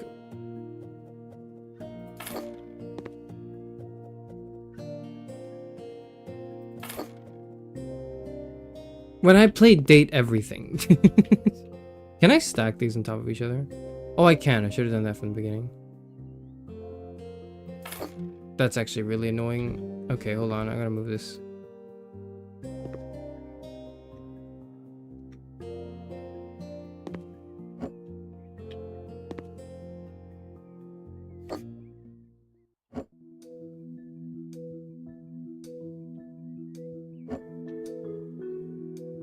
Putting this here. Yep. Okay. When I play like date everything, I'm not deluded into thinking I'm actually going on a date with the objects in my house. I am engaging in the fantasy that I am dating the objects in my house. And you need to be engaging in the fantasy in order to fully immerse yourself in the media you are consuming. Or you don't need to, but it would be like, it helps you immerse yourself. It helps you appreciate and enjoy a thing more when you immerse yourself in it. And that requires an engagement with the fantastical or with the fictional or with the reality. But and during that time, you don't need to be constantly reminded that, oh, you're watching a movie, oh, you're watching a movie, oh, you're playing a video game, oh, you're playing a video game. Because the point is that you know that, but at the moment you're keeping your suspension of disbelief to enjoy this thing more, right? When someone does that, or when something does that, you are taken out of it. You enjoy it less. You are interrupted, almost. That is not delusion. That is... You're just engaging in fantasy. Like, that's fine. Thought you were gonna say your parasocial point. No. I've never been parasocial. I was just gonna raise an example. I don't know why it was the first one that came to my head. That's like... Well, it's NSFW. Let's put it that way. So let's just... So when I say, like, don't delude yourself, I don't mean, like, don't ever engage in fantasy or fiction. You can engage in fantasy and fiction, and it is fun and good too. I would argue it's good to do that too, but that's for a whole other different thing and reason. Where do we put these hooks? If I close the door here, it's like... Shoot. Okay, you know what? I think I'm gonna move this here. Actually, just right above the sofa. Yeah. No. Wait. Yep. Wait. Okay. Wait. Okay. Is it uneven? Or am I... Is it... Okay, now it's definitely uneven. Hold on. I think it's fine now. I don't know. Me deluding myself into thinking that Charis Euphranor are friends by continuously commenting in his live chat. Well, like, you can engage in the fantasy that, like, the anime character in front of you is talking to you, and there's some semblance of truth in that, which is what makes VTubing so interesting, right? But also, like, it's not real, and I'm not real, and nothing is real. Use a leveler? I don't think I have access to a leveler here right now, unfortunately. It's fine though. It's actually fine though. Hold on. You can hang the little coats here. Could they reach that high? Could another adult reach higher? I'll put one here. How close or far do they have to be?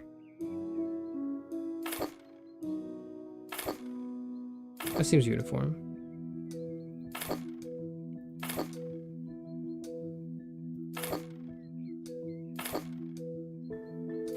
Yep.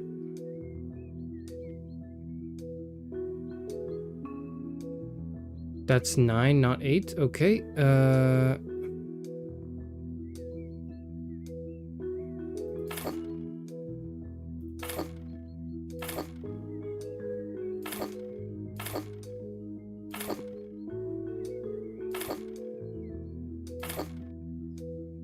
I need to sell that. I want to sell that. How do I sell it? Okay.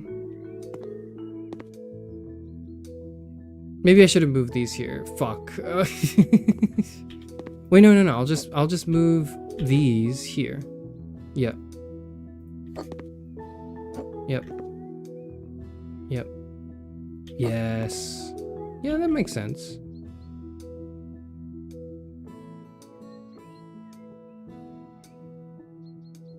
I take it back, your sense of feng shui is getting worse. This was followed by, the room doesn't look that terrible, it's almost like you're getting better at decorating. Okay.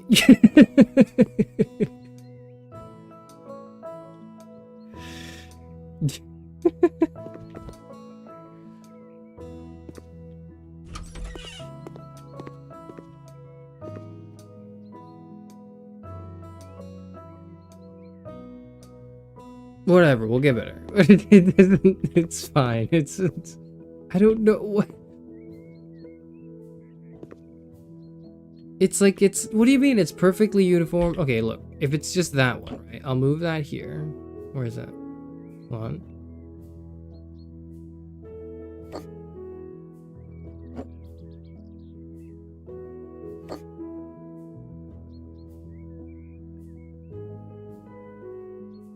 Fuck, I don't know what to do to make it better. I'm just gonna ignore it. I'm just gonna ignore it. Okay, whatever. I'm just gonna forget it. I'm just gonna.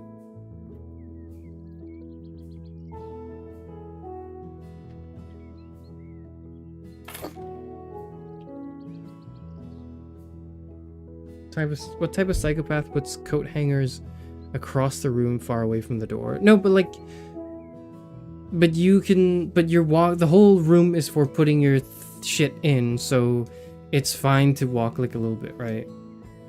Whatever. I'm just saying, whatever.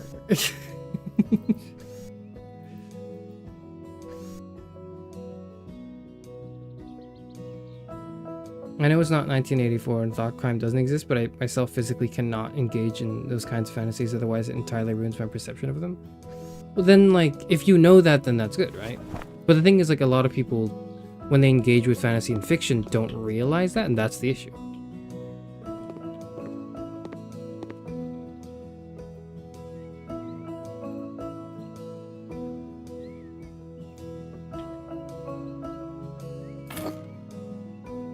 I think the issue is just people who don't know what they're, not limits, but what they are able to handle and what they aren't. And part of, like, there's a big part of your self journey that is just discovering what you are good at and what you're bad at and what you can handle and what you can't handle and to what degree you are comfortable with certain things and to what degree you're not. It's all like, you're here on this earth for probably a good enough an amount of time that for most things that will occur more than once on a semi-regular basis, you will have the time to experiment and think about it, including your, like, identity and your sexuality or whatever. Like, you'll have plenty of time to, like, think things through, I guess. What matters, though, is that you do, and not that you engage in stuff irresponsibly. That's really what matters. Anyways. In summary, an hour and a half later,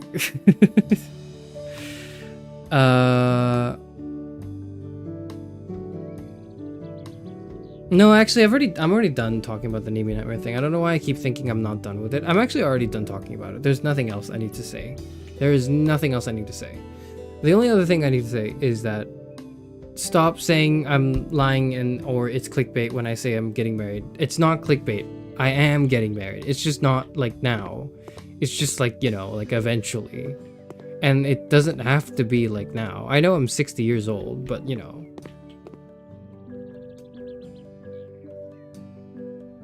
Should the whiteboard be here? No, it should be here. Yep.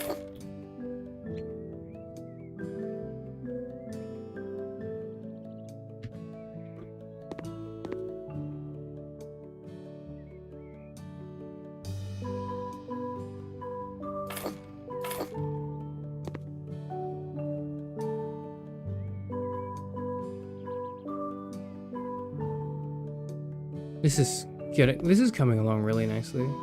Look at that.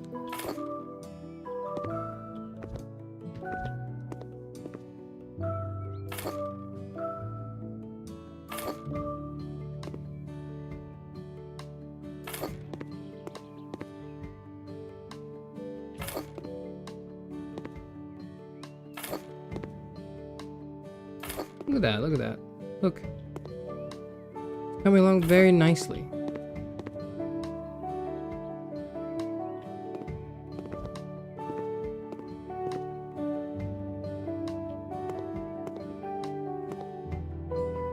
I don't know why it's so red. That wall is really red. I feel like everyone is 60 in the Library of Alexandria. No, that's not true. Some people are like 20 something.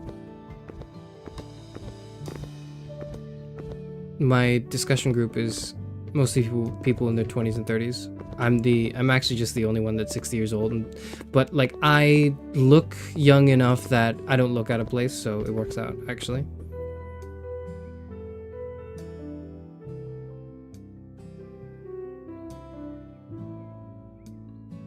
So there's basically a lifetime of self-exploration. That's correct. Never mind, your time is running out, buddy. No, I'm 60. I'm not dead. I'm just 60 years old, okay? I'm a very spry 60-year-old. Day you get married is the day a member of chat wins the Powerball. You don't understand. Like, unlike other VTubers, I actually also, like, go outside and, like, talk to people and form like real social connections with people outside of my fucking computer. Like, so unlike other VTubers, this makes me not as funny to watch. Like, it's unfortunate because I'm more grounded in reality than most people, and intelligent, which is just frankly, you know, not very entertaining.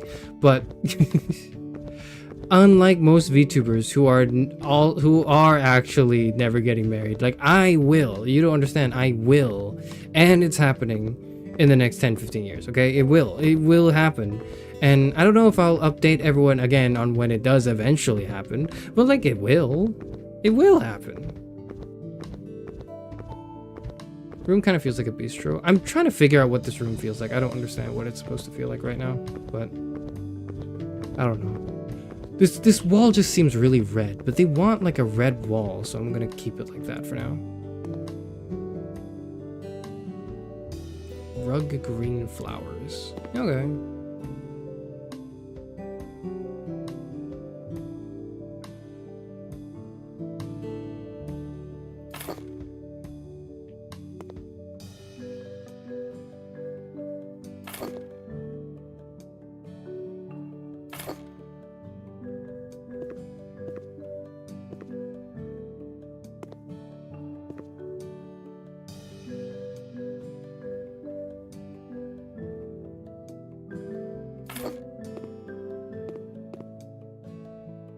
This is good, right? This is good. This is coming along very nicely. Double chest of drawers, okay. Cherry. There's some shit here. Let me just move that away.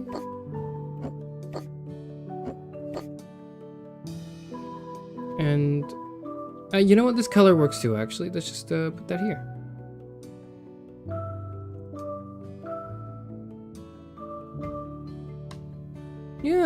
Yeah, okay. It's coming along. It's coming along. Move this away. And now we put something here. Now we just put this here. This is a bookcase. Maybe we put the bookcase like here. What's the okay, hang on. Oh, that was just rubbish. Okay.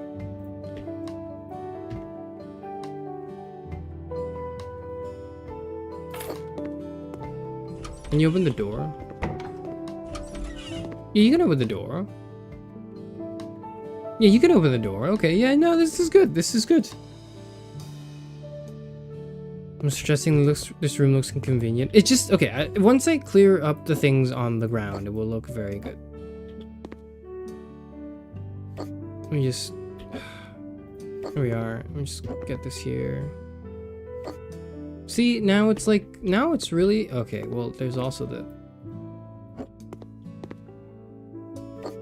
okay, just give me a second, just mugs here, maybe. I don't know why they want to keep the mugs out of all things. They should really just be throwing everything away, but whatever. Just put that here, that here. Yeah, it looks great. This looks great. This room feels like a gambling den. Stop saying that. Yeah. Imagine Charis streaming career is long ended. The Discord is basically dead, and then a random ping. At everyone, I'm getting married soon. I don't know if I would at everyone for that. Would I at everyone for that? Because if I add everyone, then it's like a nuisance, and now everyone has to like look at it. I would probably just post it subtly on like announcements, which I've forgotten to post in like weeks because I've not really had anything to announce. Ball. Ball here. Box with a flap.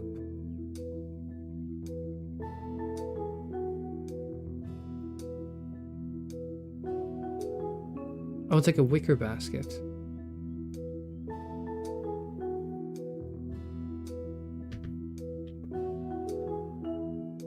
Why? Where do I put these? Put them like here, maybe?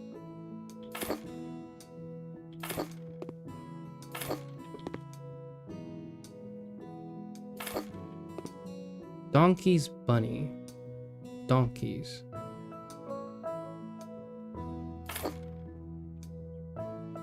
Bunny.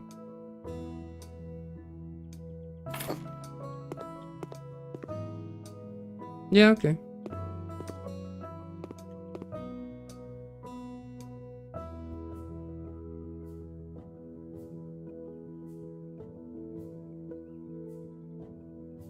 It's not like they'd be active in the server anyways if it's long past retirement. It's 10-15 years. Like, none of you are... If I'm 60 years old. If I'm old enough to still be alive, like, none of you... Like, most of... Okay, hopefully, unless something... Like, unless you all die a terrible disease or you get hit by a car, which, you know, hopefully doesn't happen. You'll probably be there.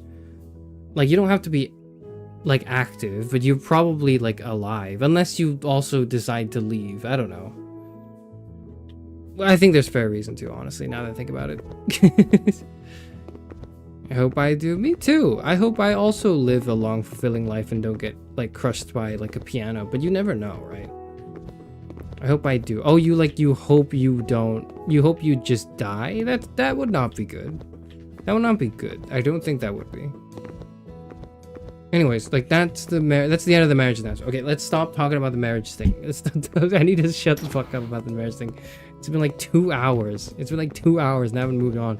I had multiple things to say. What was the like? Yes, I remember now. Vshojo, everybody. Vshojo. I have never been a fan of vshojo.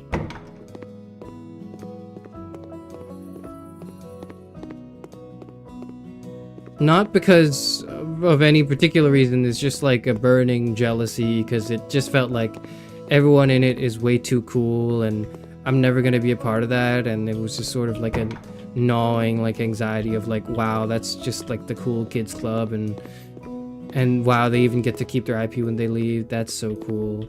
And that's why I didn't like them. Now, because I was like, I have no chance, right? Now I don't like them for a different reason that I think is a lot more justified and excusable and puts me in a positive light / opinion.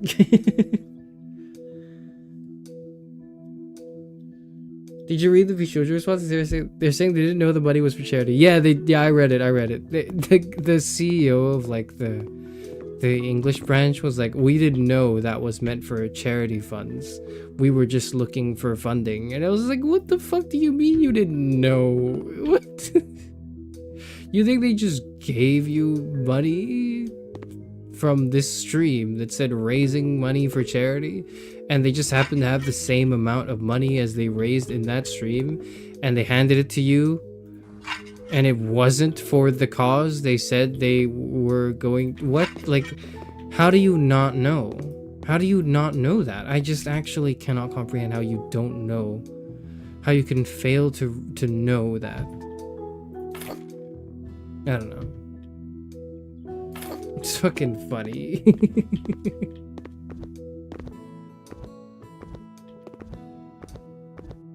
Like, you just get like a huge amount of money from one stream. Like, what was it? No, it's not 500,000 is total, right? But you probably received like, I don't know, like 10K or 100K, 50K, and you're like, oh great, wow, we just really earned a lot of money here from that one. Okay, and then you just like put it in your pocket. What? And then yeah, and then also retweet the charity announcement on your like company account. Like, what the fuck are you doing? Everyone wants that gun run guy in prison. There's a cynical part of me that thinks that he's been put up to like be this like martyr, right? Because there's no way this is one person's fault. My immediate reaction to the vshojo situation is like, there's no way one guy fucked up really badly. This feels like this was like, it doesn't feel like, oops, oh, I just didn't know, I just embezzled the funds because I just didn't realize. No. I feel like it's a lot more sinister than that. I feel as though we are not realizing the severity of how like deep this goes. That's how I feel about this. I feel as though we are not truly thinking about this in like a cynical enough view, but that's just me. Because I don't think this is incompetence, first of all. I think it's malice. I think it's absolutely that someone wanted to embezzle funds. And well, there's a little bit of incompetence in there as well, because it's like, how the fuck did you think you would get away with this? Maybe you thought you'd be long gone. So my suspicion, right, is the person who is, or the people who are actually responsible are like long gone, and they are not here to bear the consequences, and they have just stuck this guy up as this martyr to carry the sins of their soul. That's what I think. Like, he's the fall guy. That's the word. Yeah, sorry. I don't know why the word fall guy just didn't occur to me. He's the fall guy. He is the fall guy. That's what it feels like. I don't actually think it would just be this one person. It was like, oh, oopsie, I didn't know it was the funds that were meant to... I saw one really funny... I don't know if it's funny to you, but it was really funny to me. But it was like a me when... No, not me. It was like a... The caption, it was like a gif of like the dude... the cross-eyed streamer. Or like he was a streamer, and he was in like, he had his eyes were like bulging out of his like face and the socket, like going like, whoa, like pogging out. And the caption was like, the vshojo employee when they realized they've been donating to the wrong IDF. And I just thought that was really fucking funny. I'm sorry. I can't lie to you. That is fucking hilarious. To me, I'm sorry. The idea of that is really funny. Anyways, vshojo bad, vshojo awful. I would totally quit vshojo right now if I were a part of them. I wish I could join vshojo so I could quit them, so that way people will look upon me with like moral support. You know, I wish I could do that. Unfortunately, I was never cool enough in the first place to be in vshojo, so. It is what it is. but just know that if I was in vshojo, I wouldn't be anymore. And it's really, I think, really, it's the thought that counts, isn't it? It's the thought that counts. It's the thought that, oh, I could never align myself with such a horrible, evil company. My ass could not myself out of embezzling charity funds. Like, it just feels very, very suspiciously incompetent that this has to be a fall guy. There's no way. There's no way.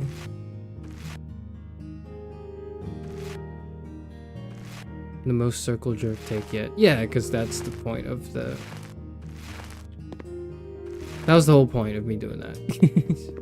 Wait, that's it? I didn't have to paint it a different color that I fucking bought? Okay, well, I'm gonna paint the ceiling then.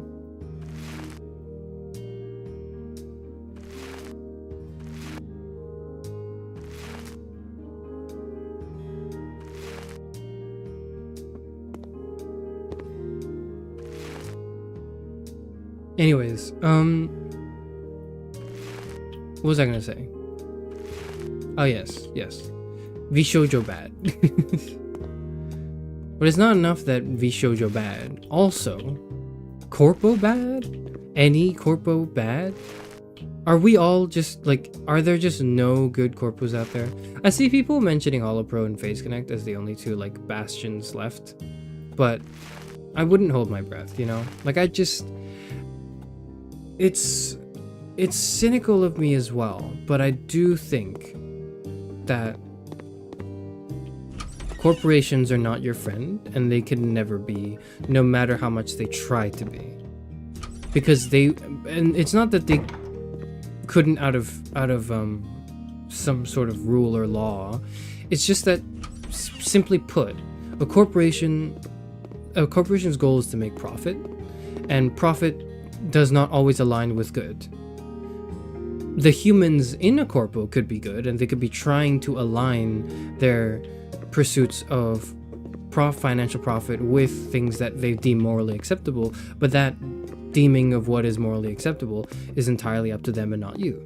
And because of that, like, you know, people's lines slip and get blurry when money's at the door. I know I would do a sponsorship for like Raid Shadow Legends probably if they emailed me. I probably would.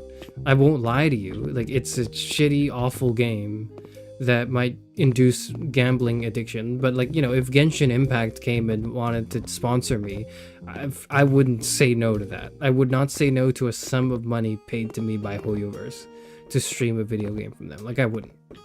So I'm not above the whole song and dance of appealing to our corporate overlords, okay? Like, I'm not. Because why?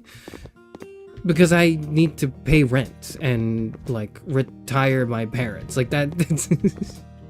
And hopefully budget for the eventual marriage down the line, you know? Like I have to fucking do that. Like, I'm not gonna pretend like I'm above that. But what I will say is Face Connect bad? They employ grifters? Do they? Shame. Okay, no more Face Connect, I guess. Never mind then. I didn't know. Okay, I don't follow anyone from Face Connect. I just have heard people say Face Connect, so I just assumed that they were. I guess not. They have a racist? What? And I'm having trouble joining? And I'm having trouble? These motherfuckers, what? Are they really out there hurting that bad? They could always give me a call. My email's open. No one's really sent me an email since I've opened it. Well, not many people. Let me check my email right now. gmail.com. Has anyone sent me an email? Turn off smart features. I don't want these. I don't want any of your fucking smart features. Video is blocked.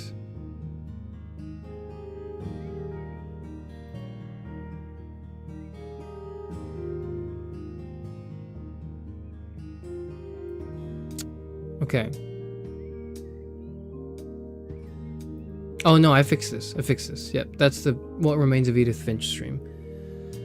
Video cannot be monetized. Blueprints. What? Dreamscape 009 sound system content used. Fuck.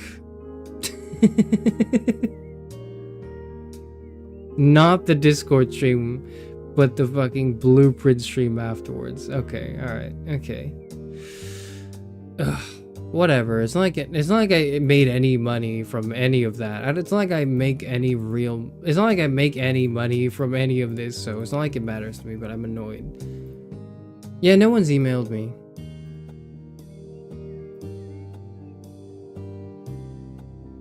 Your Nitro access is ending. Got that one too, yep, okay.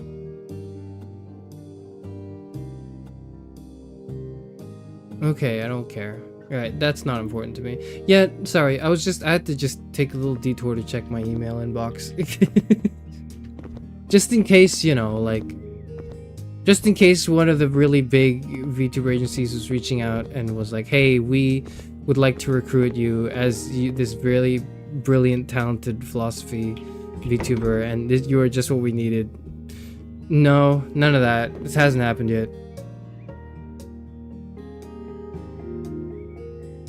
Do you want gifted Nitro? No, I'm alright, thank you. I'm okay. I'm alright, thank you. I do not need it.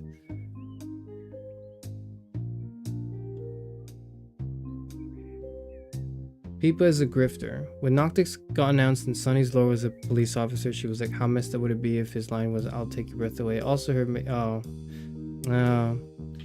so she's terribly unfunny and also insensitive. Make a bunch of anti-Semitic jokes on a regular basis. How do you do that without... How do you get away with doing that? How do you get away with doing that? And I get chastised for being fun. How come I get chastised? How? It's not fair. How come I get chastised for being 5 minutes late to my own stream? And then these motherfuckers are out here throwing anti-Semitic remarks all the time and get away with it. How? It's not fair. They're making more money than me. And they have more views than me. It's not fair. It's not fair. It should have been me, not her. It's not fair. You're also homophobic.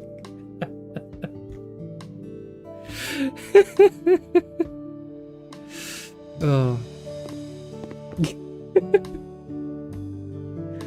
Would you shill Grok if Elon offered to cover 5 months of your rent? Yeah, I probably would. I would probably. It depends on how long. It depends on the contract details, right? So if it's like, here's my thing, is if Elon Musk came to me and offered to cover like 5 months of rent for me in exchange for 5 months of me shilling Grok, your ass would not catch me saying anything bad about Twitter or Shitter or X or whatever it's called now. Or Grok. I would be like, wow, isn't Elon so funny for turning his AI into an anime girl? He's so cool. He's gonna be the savior of all of us, of all lonely men. We won't even need women anymore. I'm gonna do that for 5 months so I can pay my rent, and then and then after that, I'll do like a deconstruction, like a meta deconstruction of what that was. And it will be educational and therefore excusable morally. That's what'll happen.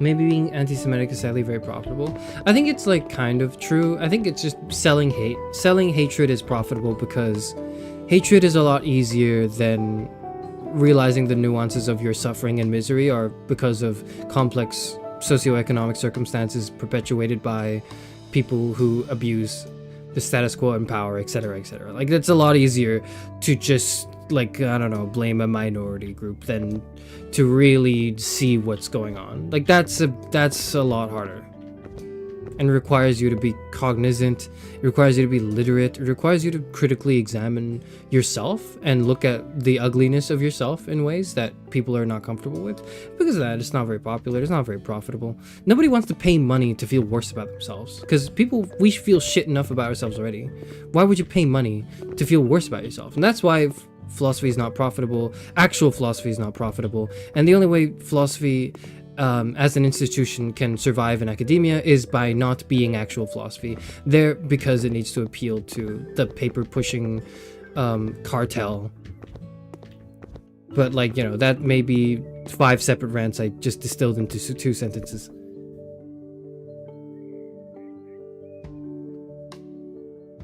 If you ever go Peepa Pipkin and spout Holocaust denial, will never resubscribe.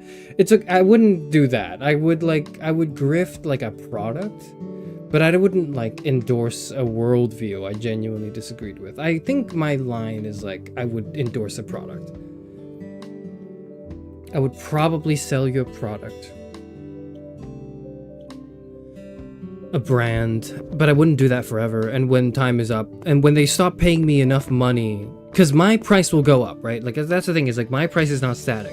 The moment I get settled and comfortable with a certain amount of money I'm being paid, it will go up, right? If they want me to continue this. And if they go, you know what, actually we don't need you anymore, I'll go, okay, and then I will just start verbally destroying their brand and image. Like, that's probably how it will go. Which is also why I don't think it will ever get a sponsorship, is because I'm like that. And I am a lot of things that corporations dislike. I am not safe. I'm not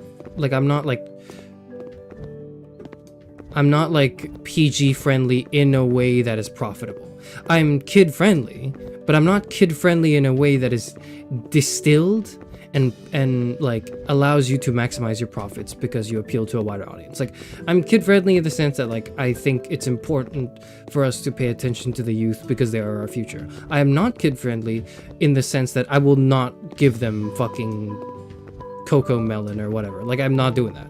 I'm not feeding another Mr. Beast video to one of my grandkids. Like, that's not happening.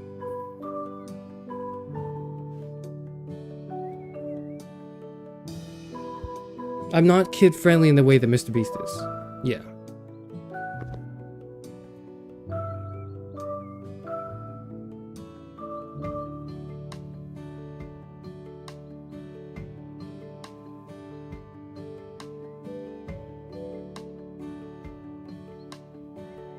Gamer subs. What the hell happened to gamer subs again? Because it would tell me. This is the drama stream. This whole stream is for like talking about drama, so. Green and gray. The green. Maybe we'll need 2.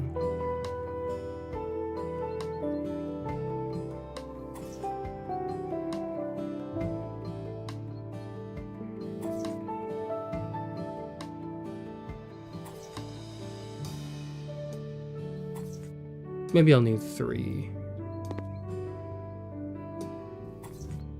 You're not chat friendly either. I'm actually just not friendly. This is what I'm coming to notice, I guess.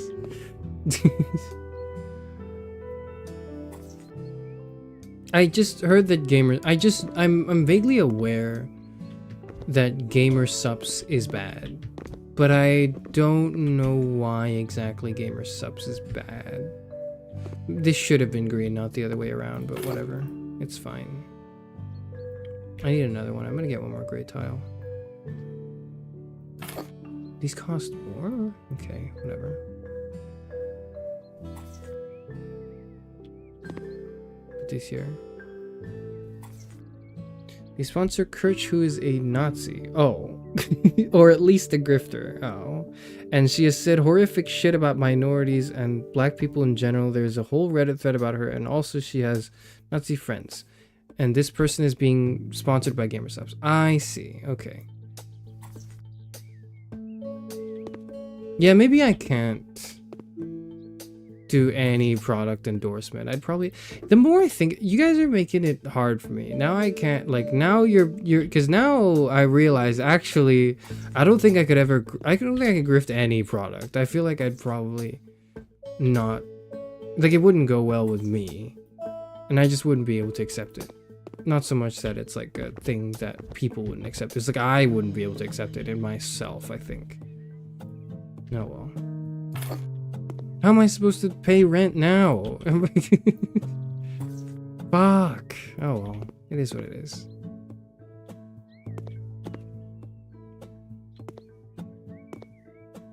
Okay, seems good to me. Look at that. It's quite nice. It's really coming together. It really is. Huh.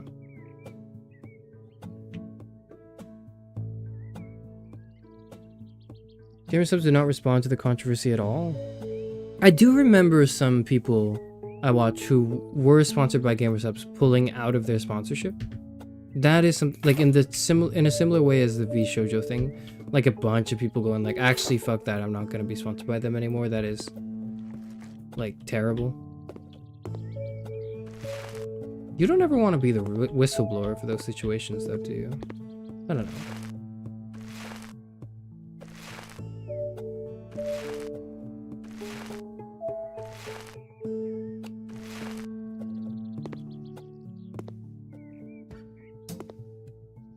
Okay.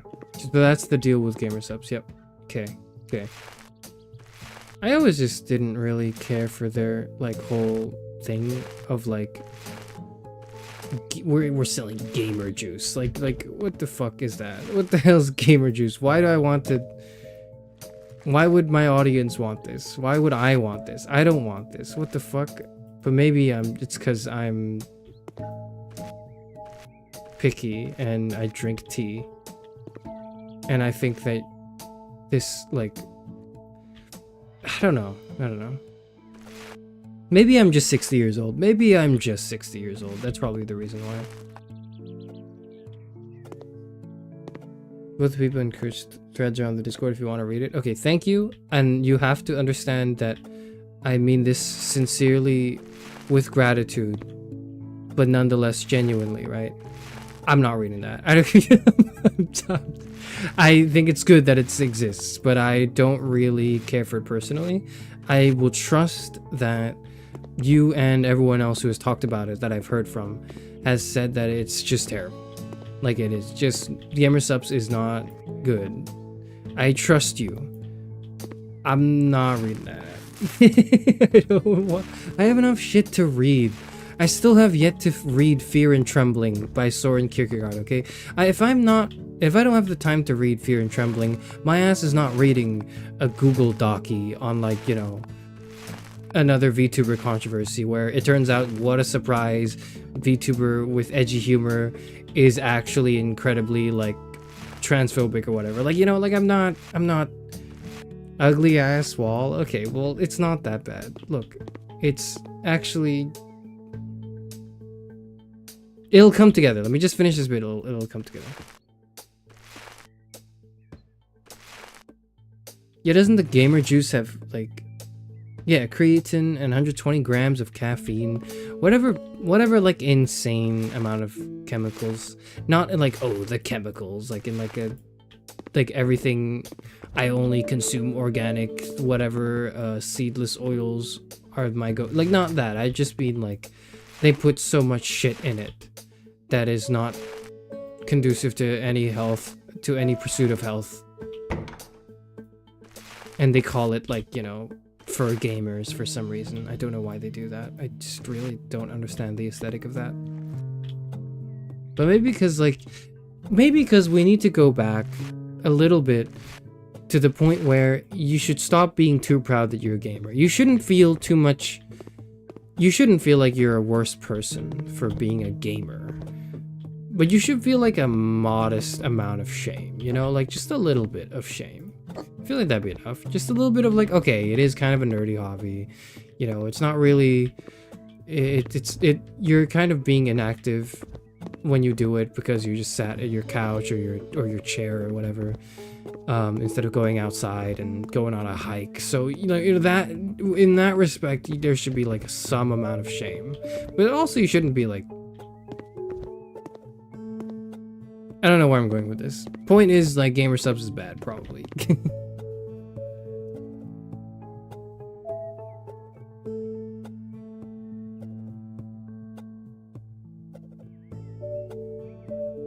Gamer Subs situation was a dumpster fire, but as someone who was trying to get into the Face Connect, because of 10 months, left the biggest pit in my stomach seeing that corporate VTuber could say these things.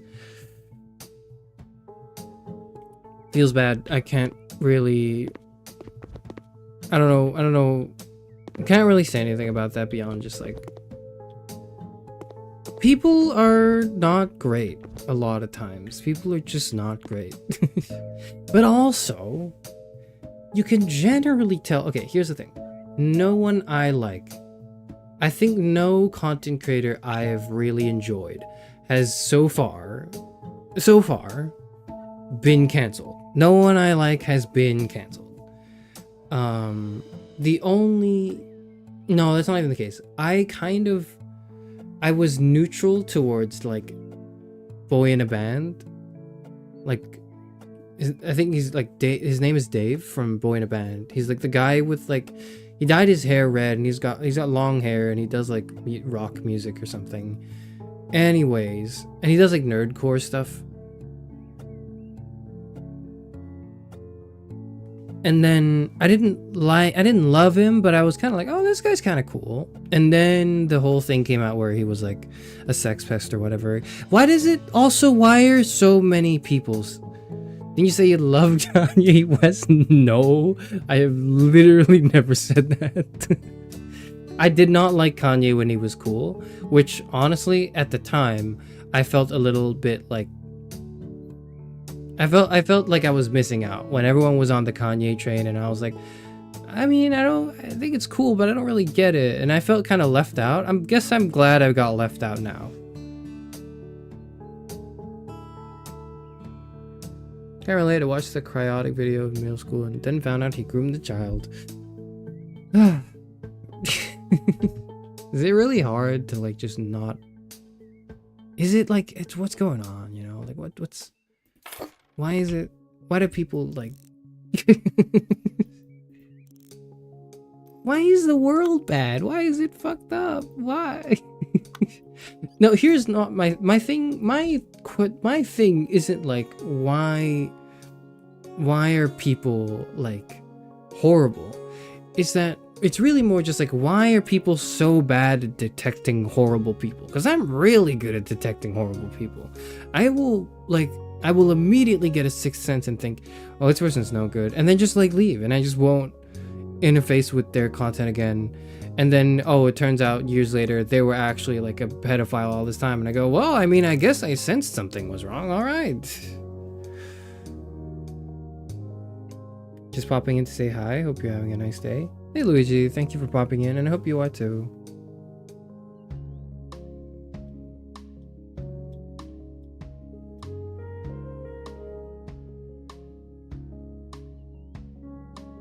Anyways, like I don't think I follow anyone who would get cancelled, so I can't relate to the whole like I can't believe this person I looked up to was like a terrible person all this time. Generally anyone I've looked up to was worth looking up to, at least in regards to some of what they did. Like I never idolized anyone though, is the thing. I idolized fictional characters, but I never idolized people. Like I would idolize like characters that were portrayed by people or like written by people, because you know who the fuck else would what else would they be written by if not by people? Certainly not a fucking AI chatbot, right? But I realized I never actually idolized anyone. I would look up to and admire certain maybe like professors or teachers who later turned out to be a little less than like ideal in their behavior, and like maybe we're also just leaving creepy comments on my female friends' Instagram posts, but you know, like, yeah, but at the time, he was a great economics teacher, so I didn't know, and I kind of respected him, like some parts of him, but I never, like, I wasn't like, you know, this is the greatest person, and I look up to every aspect of their lives. It was more just like, this guy teaches economics really well, and has a really good way, he's really got a way with words and with explaining stuff. That's cool. You know? So when some of my female friends are, like, telling me about how this person who I once, like, looked up to was doing those things, I was like, oh damn, well, it turns out he is a piece of shit.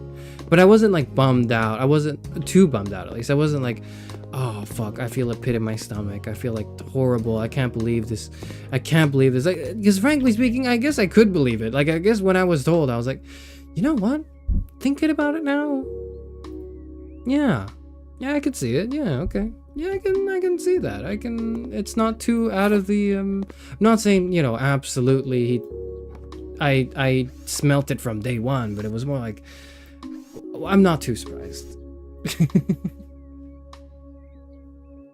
Unfortunately, with the Neil Gaiman thing, it seems like any man who proclaims they're feminist actually has to prove it, otherwise I'll be convinced they will be Neil Gaiman. Here's my thing. I'm gonna go further with this, and mansplain it to you. No, but I think any man who calls himself a feminist is automatically not a feminist, in the sense that anyone who says they're smart is immediately not. Or they can't be that smart. You know, like anyone who claims that if you have to say it, then it wasn't obvious. And if it wasn't obvious, then you're not. Then shut the fuck up. Then you're not real. Again, see graph A, you're not fucking real. You know, like if you have to tell people that means it wasn't obvious from your behavior and actions. And if it wasn't obvious from your behavior and actions, then why does it matter? Why does it matter when you, does it matter if you tell people you're polite? No.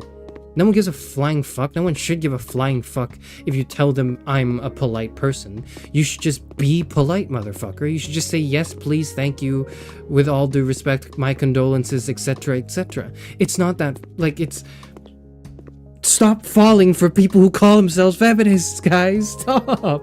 Stop. The only type of person that would dress themselves in sheep's clothing is a wolf. Okay? There's why the fuck else would they do that? Why would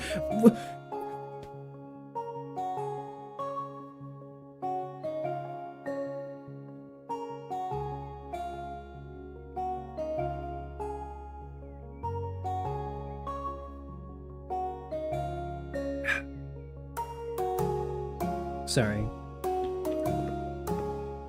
Anyways, I gotta put an air conditioner in. I'm just gonna do that. Where does that go? Can it go anywhere? Oh, here, yeah, because there's a... Well, I don't know. You should be good, actually. Right in the middle here, yeah. Okay. Never believe a man that calls himself feminist. Like, I know that I'm generalizing, but they're the worst. Okay. I would also cast some amount of suspicion on people who are not men who also claim to be feminists.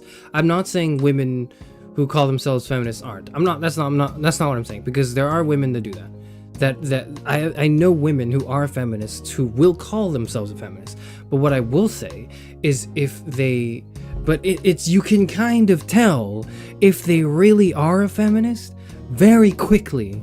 Not based on whether or not they tell you they're a feminist, but based on what they say and the other shit that they do. Because if they go around throwing other women under the bus and putting a lot of pride in their quote-unquote face card, and they like go around seeking male validation all the time and at the sacrifice of other women, and then proclaim that they're a feminist, then you can just immediately see, no, you're not. Stop lying. Shut the fuck up. Like, it's not like women can lie too. That women can be dirtbag pieces of shit too that also proclaim to not be. It's a thing that happens. And also feminists can be terribly, not right. You can look upon Simone de Beauvoir and others, but that's the quick and easy example, is that, right? Simone de Beauvoir is the very quick and easy example.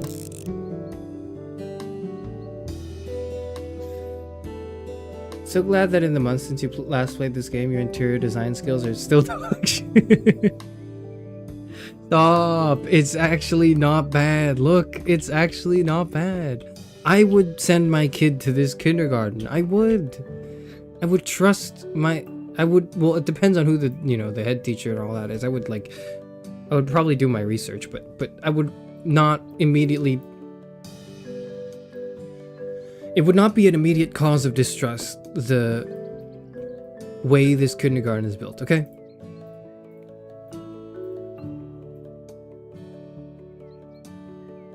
You can do wenge. Let's do wenge.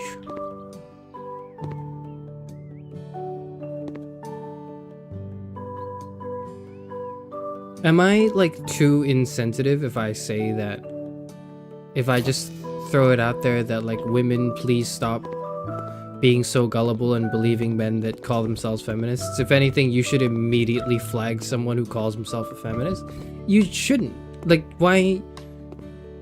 I'm not saying men aren't feminists or can't be feminists. There are men who are feminists, who are great feminists. But what I mean is, if they are going around introducing themselves as that, then you have a fucking problem. Then there's an immediate, obvious, there's a stink in the room. That's all I'm saying. Anyways.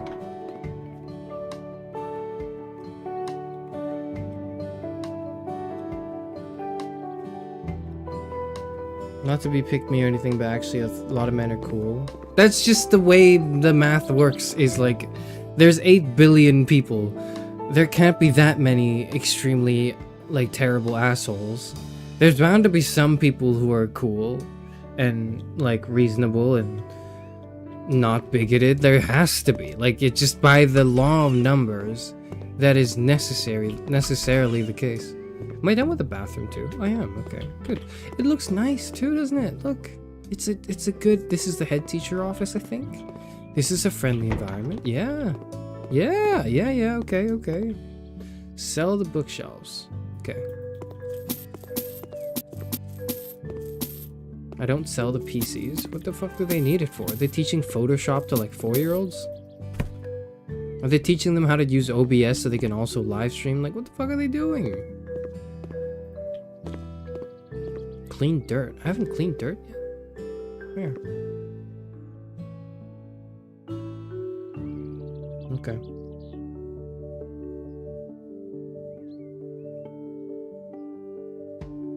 I think the majority of men are awful and always keep at least a degree of suspicion on them. I think you need to expand your view a bit more and just include some women in that as well. But like, you know, you can ratio that according to your own experience. I'm just saying there are like also plenty of shitty people.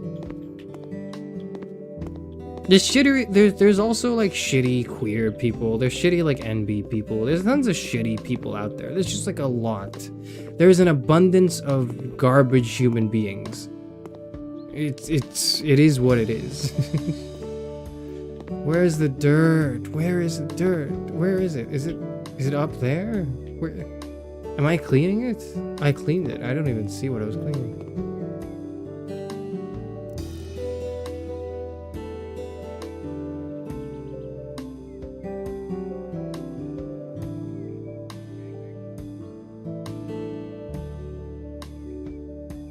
You would have hated me 5 years ago. I still hate you now. It's okay.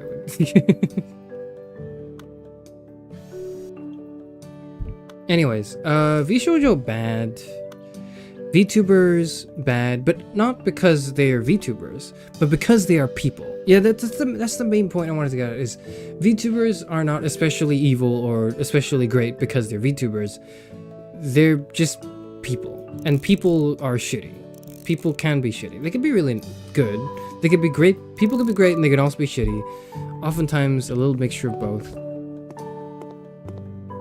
And like, in the same way as celebrities, we have to stop idolizing them and like actually see them for their flaws, and maybe not like judge them in the sense that like that one is above it, but more so judge them in the sense that like you should think about what people do and how that impacts your view of them and your values and your ethics before, and then you should read some ethics and then be informed by that too, but you know, one at a time, right? One at a time.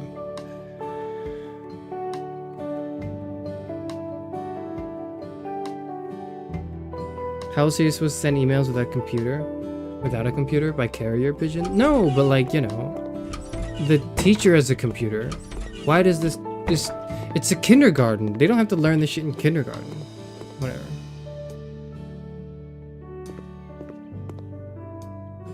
You have a Chinese feng shui master enter this house and they will immediately die.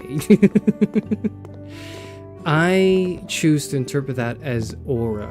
That's the aura of this kindergarten. It's too powerful.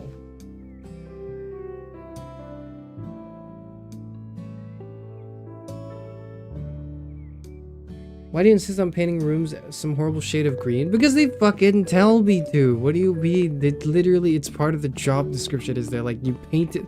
Look, it's like painted with this color.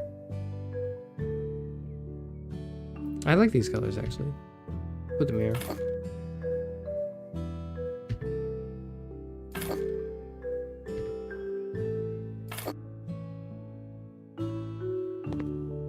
Okay, pink, peach, blue. We'll do peach there. Okay.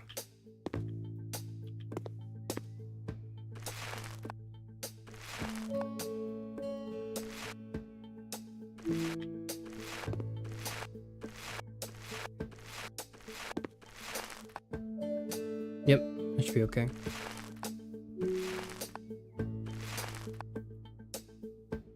it cynical to be skeptical about VTubers that claim to be the supposed next generation of vshojo that were supposed to debut?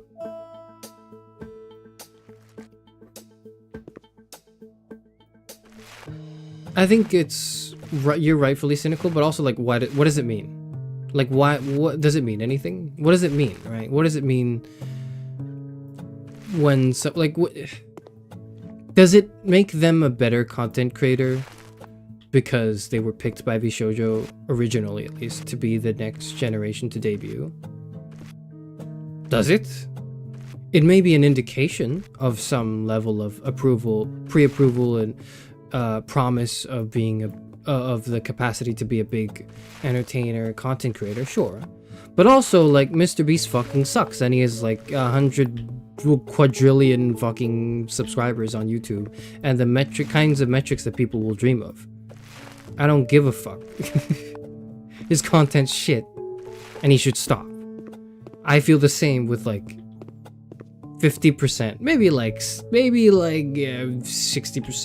50% of like VTubers who are in a corpo. You know, like, your content is still mid. Just because you're in a corpo, that doesn't mean anything to me. What means something to me is not that you're in a corpo, it's that you have a soul and you believe in what you're doing. That's like, and you are there, you exist, not like this hollow, empty, shallow husk of an anime character, but like a real living person that's there behind the anime avatar. That is an indicator of quality to me. I'm gonna put the pink here.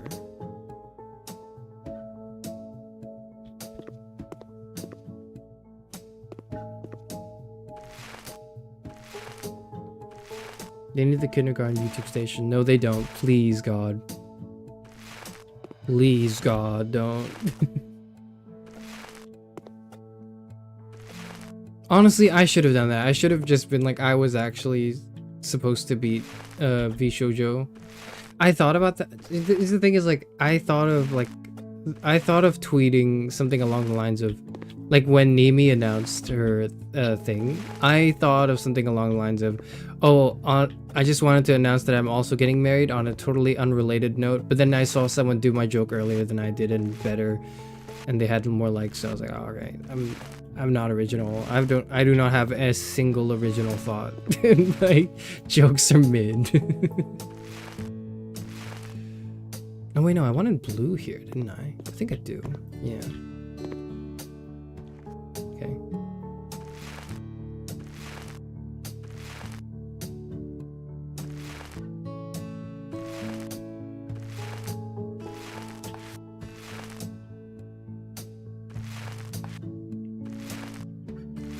But yeah, just because someone claims to have potentially been a part of vshojo, but now due to the implosion isn't anymore, that won't make me watch their content. If, like, for me personally, because I don't watch people's content just because they're in like a corporation or whatever. I'm a little bit more inclined to tune in if they are, because it does signify to me that, okay, this person at least had to jump through some hoops to get to where they are, and they were probably approved by a board of people whose job it is to make sure that they can screen through entertaining people. So I would probably, you know, like, be a little bit more willing to give them a listen or a shot, but a lot of times I'm not keeping my hopes up, and I'm also like tuning in for like 5 seconds. And more than anything, it has to be that and a combination of like fan community interest that drives discussion and like thoughts on the matter that actually pique my interest. Otherwise, I don't care, I guess.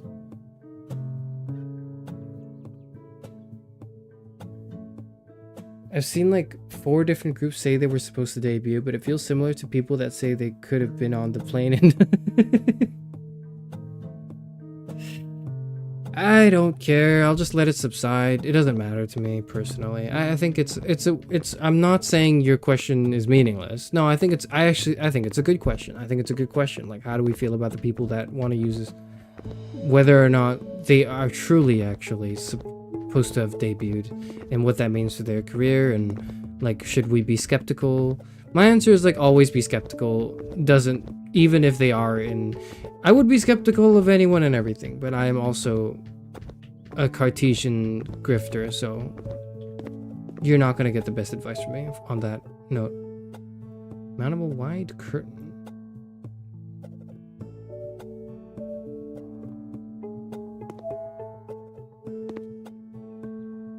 Why can't I put it there?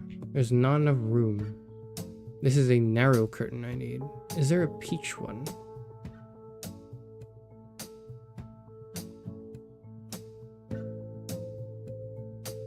I can't see it.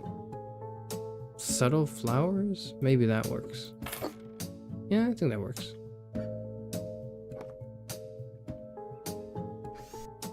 Anyways. What else is there to talk about? Those are the two main things. Those are the two main things I thought I wanted to set up a stream to discuss. I guess I could also briefly talk about the, what's her name? Fuck. What's her name? I can't believe I don't remember the name of my goat like that. The platonic form of VTubing. Saba, yeah, Saba. Sorry, I can't believe I'd almost forgotten the name. Could talk about Saba for a bit, but I don't really have much to contribute other than like I'm happy. I can't believe I forgot my goat. She's our goat, okay? Now I want to know why she left and why Doobie left.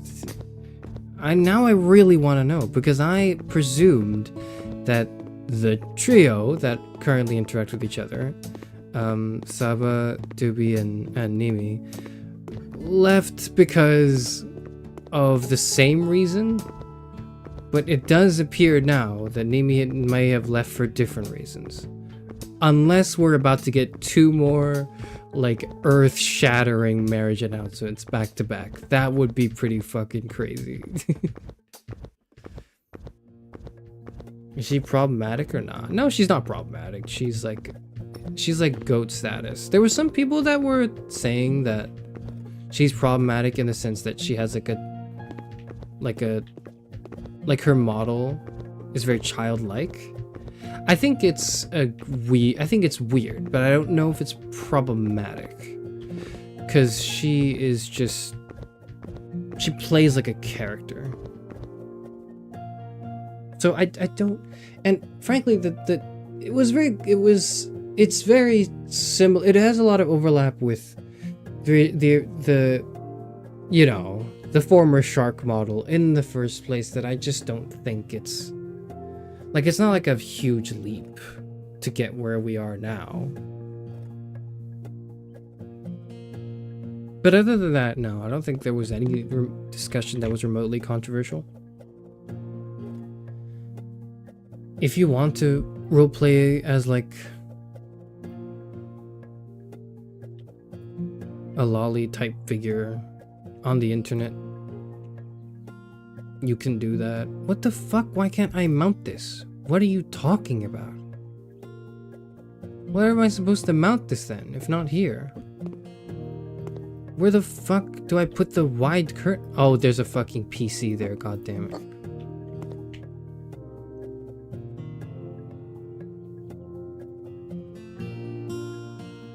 There we go, oh my god.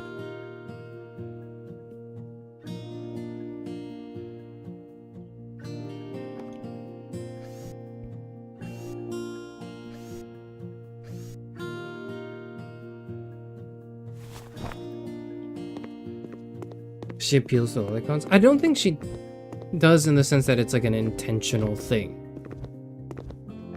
I think it's just something that has happened in the same way that, like, I'm not like, or in a similar way to, like, I'm not trying to appeal to, like, the current audience that I've garnered now. Like, I wasn't looking for you motherfuckers, okay? I wasn't looking around for you in particular. I don't care. But it just more so happens to be that way. And I don't feel like it's on me that it's become that way. It's kind of out of, like, there are some things that are in my control, and I continue to do the things that are in my control. But whatever the fuck you do is not on me, because I don't know you, and I don't have any influence over what you do. Where do I put the bookcase? Here. Here is where I put the bookcase.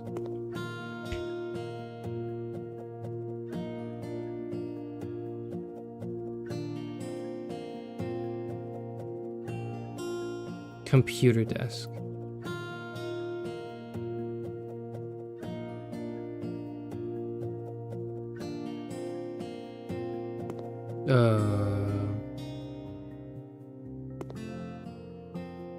Where do I put the computer desk?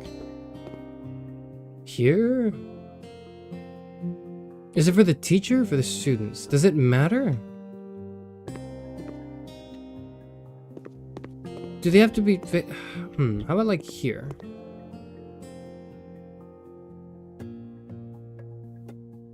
How about here? Yeah, okay. I think this works. Yeah, okay.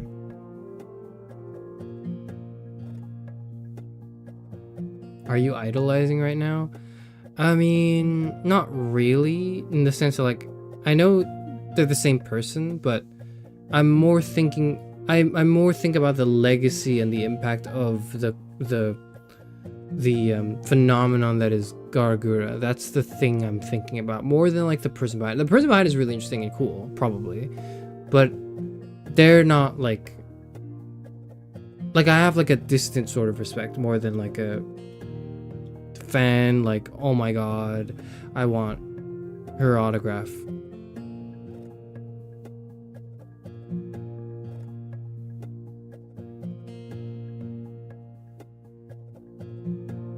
Thought she was romantic because she sang "Fool He's on my Jeep" while drunk, but that was 2 lives ago. I love the way you phrase that. It was 2 lives ago. I don't know. People did weird shit back in like 2016 that I feel like if you don't detect any malice from, is not that big of a deal. People's malice detectors need to be like fixed, or like they need to be strengthened. That's what I think. But in general, I think it's like fine. Like it's not a huge issue. Does this fucking, you know what would be a big issue though is if I walked in and this got in my way. So does this get in my way? Kind of. I'll put it like here then. Yeah, okay.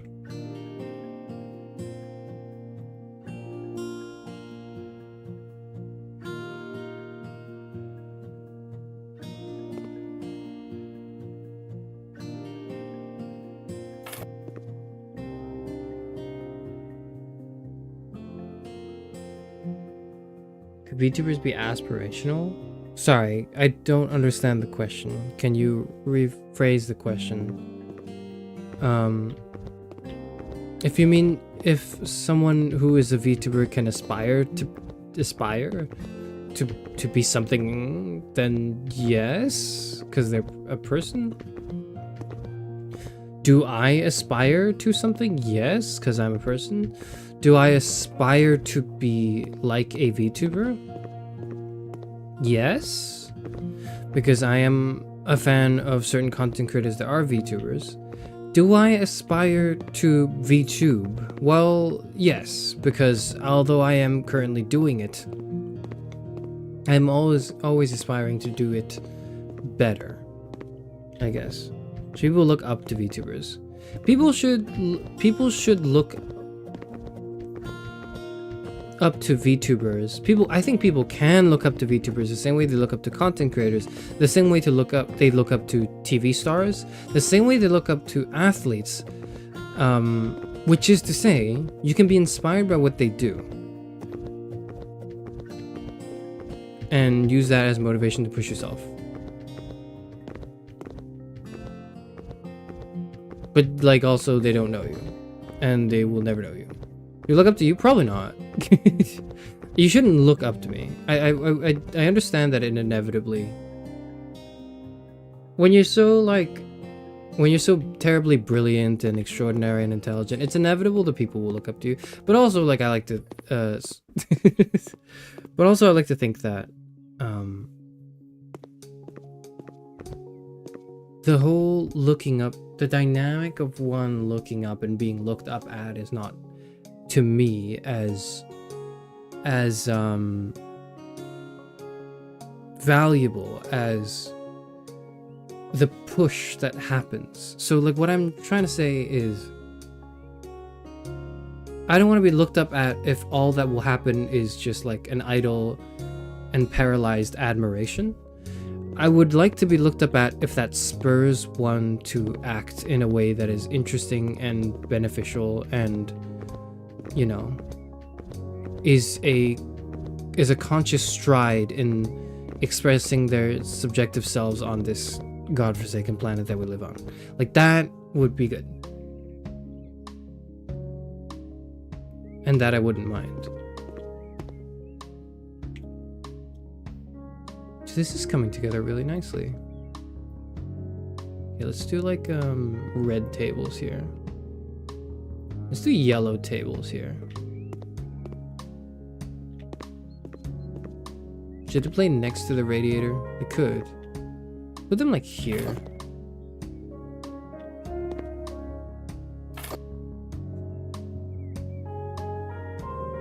Then we'll get like yellow chairs, yep.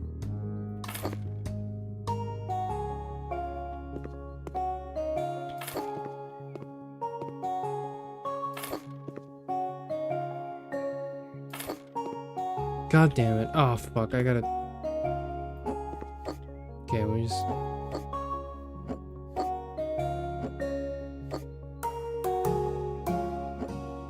We'll put this here, whatever.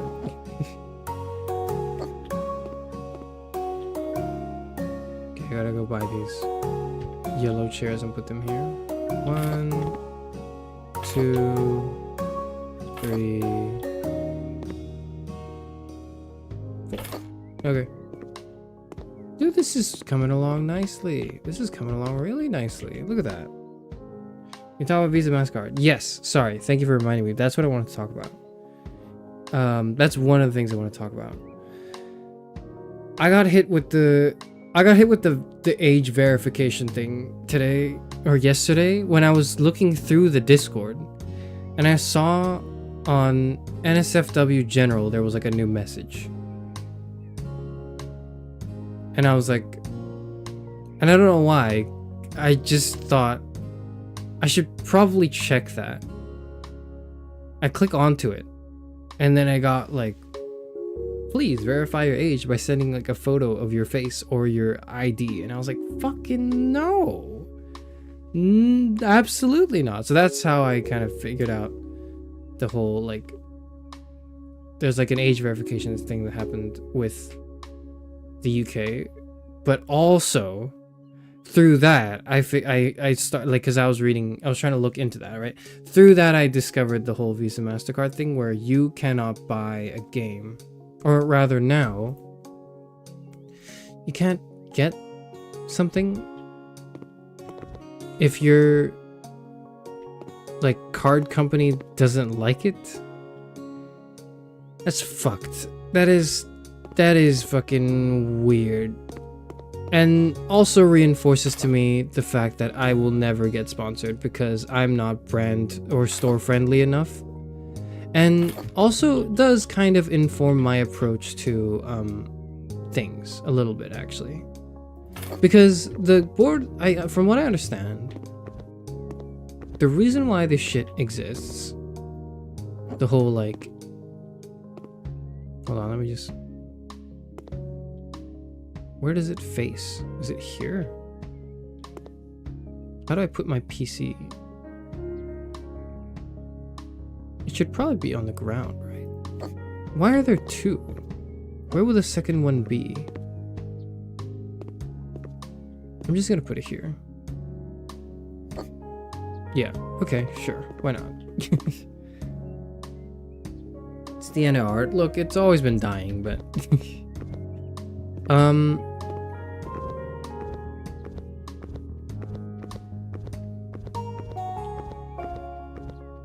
It's clear to me that this movement is, from what I understand, because of people demanding, or like, not people, sorry, corporations demanding cleaner ways to make money is maybe not the right word. They want like PG, they want advertiser friendly stuff. And I'll tell you one thing is I can be kid friendly. And I think there's good reason to be kid friendly in your content and in your approach to things, to be more patient, for example, to explain things in more detail, to not involve heavier or more complex nuanced topics when you don't necessarily have to. Those are all noble enough and fair, sure. Maybe to not swear so much or use so much aggressive language when talking about certain things. Yeah, okay, I can see that. But I'm doing that because of the children. If you are making me do that in an attempt to appease an advertiser, then fuck you. And no, which is, I hope that gets the point across. It's a crazy group that pushed for this. The bottom line is that it's the bottom line, right? The bottom line is I believe they're only doing this because it's affecting their profitability or their ability to make money in a way that is easy and efficient for them. From what I understand, that's the underlying reason for it. And it could be like an insane conservative group or whatever. It could be. I don't know. I haven't read that deeply into it, and I'm not saying it's not. It's impossible. I think it's certainly very likely. It's just more so to me. The underlying cause is they're trying to make clean money.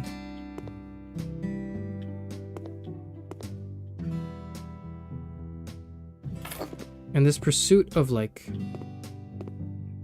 kid-friendly content that is not actually kid-friendly for the sake of the children, but are kid-friendly for the sake of some warped agenda, to me, does kind of spell the death of artistic expression, which is not great at all.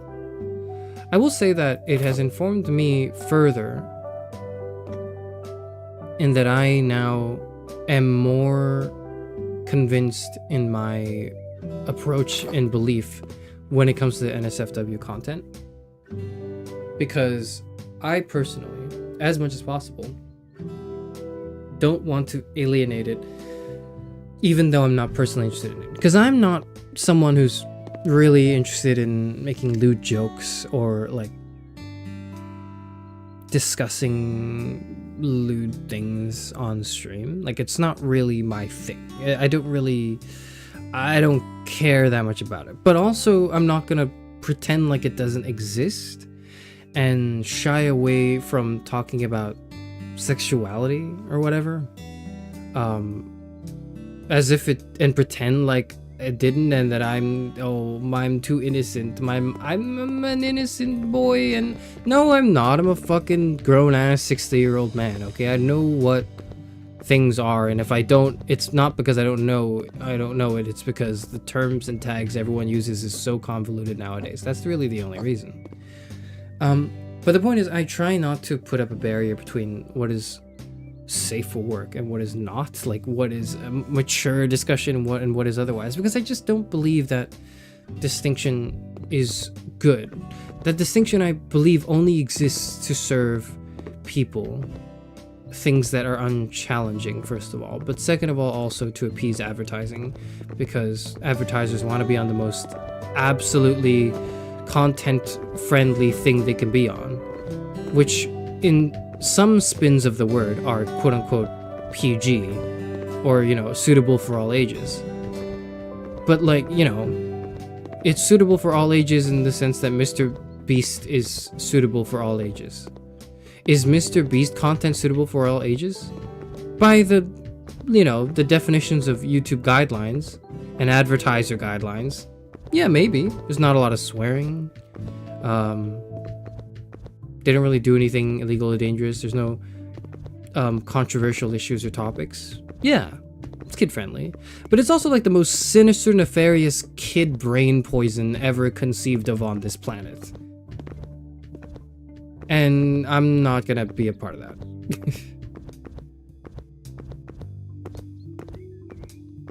What I'm trying to make from that, because several times already I've just gone on an absolute tirade against a man who will never hear of my presence for the rest of his life because I'm a cosmic speck of dust in his like multi-billion-dollar business. But you know, like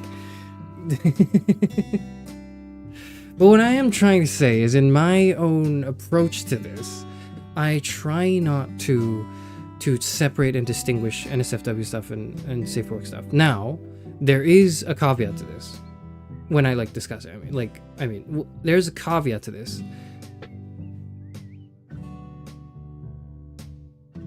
It is not the case. I'm not saying anyone who's not of age, like who is a minor, who is, you know, for all intents and purposes, for at the moment we'll class as below the age of 18, should be not allowed to engage in anything related to sexuality or like, you know, sexual health or gender expression or mature topics such as, you know, fantasy violence or gore or, you know, other types of content like that.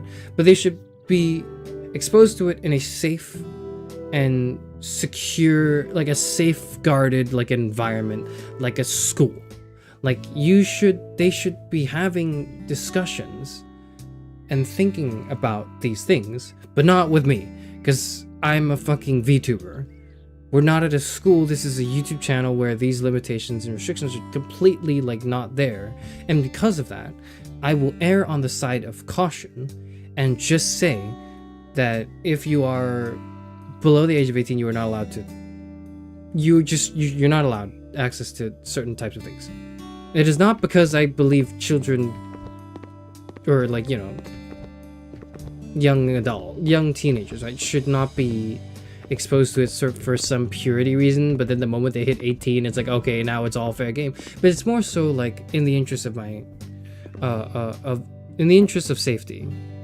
That is what I've implemented in my approach now. But otherwise, other than that, right, you should be able to talk about whatever the fuck you want, as long as it is not abusive and or exploitative. That, I think, I don't have a tolerance for, but everything else is fine. And that is not apparent. That is apparent. It is very apparent now. That is not the stance that Visa and MasterCard have taken. They are taking shit down. They are going for everyone's artistic lewds. It's over. Hide your fanfics. Hide your, you know, hide your pornography. Do that. Because Visa and MasterCard are not allowing you. You know that meme that's like, I consent, and then the corner is like, I don't. The caption is like, isn't there someone you forgot to ask? It's like you, and then the artist you're commissioning going like, I consent, and then Visa, MasterCard, and the side like, I don't. That's the meme that is the image that captures the current social climate in relation to this issue. I think. I imagine. I don't know. I didn't read into it too much. I was just a little annoyed, but not much more. I disagree. We had 20 good years where the internet was free and incredible, and now everyone is shit. I don't know. I don't know if like the internet being unrestricted completely. I don't know if I believe in like the free market corrects itself. Okay, like I don't know if I believe in the whole everything should be accessed to by everyone always with no restrictions. I think some restrictions make sense to be put in place, but we have to be very careful with that. And I think there are ways to do it. My thing is this. My stance on censorship is not that you can't buy certain books at a bookstore, for example. Like, let's raise the example of a bookstore, because that's the way I help. That's how I conceive of my ideas of censorship, and how I have this discussion with my peers, right? My other fellow librarians of Alexandria, is I think that if you walk into a bookshop, everything should be available and everything should be allowed to be purchased there. It should be a full catalog. It should be all the books, all the books, and you should be allowed to get any book you want. It doesn't matter who you are. But what does matter though is when you get certain books, it should come alongside a note, or there should be some level of like, okay, you are picking this up and you are reading this. That's fine, but you need to be aware that it contains strong language or heavy material that you might not be educated to handle and deal with at the moment. And therefore, you can still read it, but we would recommend this companion guide to it. Or maybe like you should pick it up and go to a course where they teach this book so you can really get it and not be misguided into not understanding it. So for example, if you really just for some reason, it could be any reason, it could be for like reasons that are not immoral, wanted to pick up a copy of Mein Kampf, you can, and you should be allowed to. But when you do so, there should be warnings and labels on it, and it should be an annotated copy. And it should more than anything be an educative experience. But you should be allowed to have it. You shouldn't be banned from having it. That's basically my stance on censorship.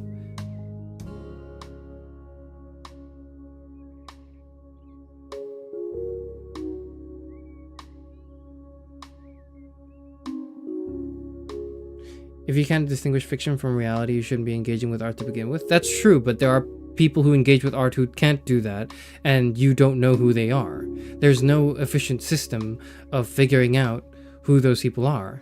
One of the compromises we've made for separating people who are capable of these things, who are capable of understanding and consuming art, and people who may not be, is by the age of consent. That is one of the ways we've done that. And it's a workaround, sure. It's not a perfect solution because it's not like once you turn 18, all of a sudden you are like now immune to propaganda, or you are immune to like, falling into delusions and bad psychological habits or whatnot. Like, it's not like that magically happens, but once you have grown a certain physical age, you are less likely to, because hopefully it is supported jointly by an education system, by your schooling, by something else, right? Phone bridge for children. Put that here. Reading Mein Kampf on the train, but signaling disapproval by shaking my head frequently. Yep, there you go. That's the bit. Yep. Shaking my head, watching NL play the horse racing game, but shaking my head all the time to show that I disapprove. Yep.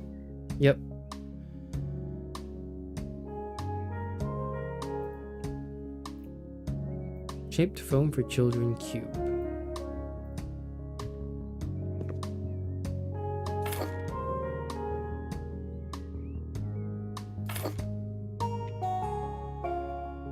Block green.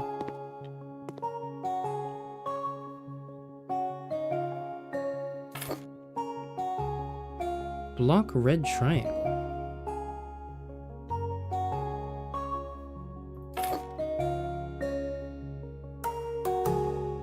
Block green pyramid. Block bridge. Little bunny.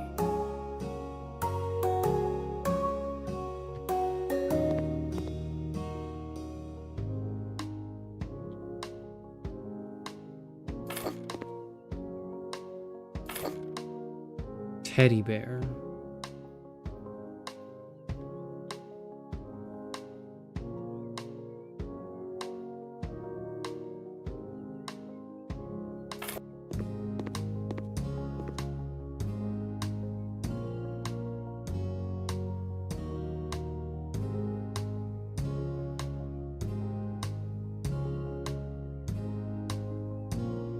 Saw something really similar, but it was doing this circle next to your head with your finger to signify that it's cuckoo.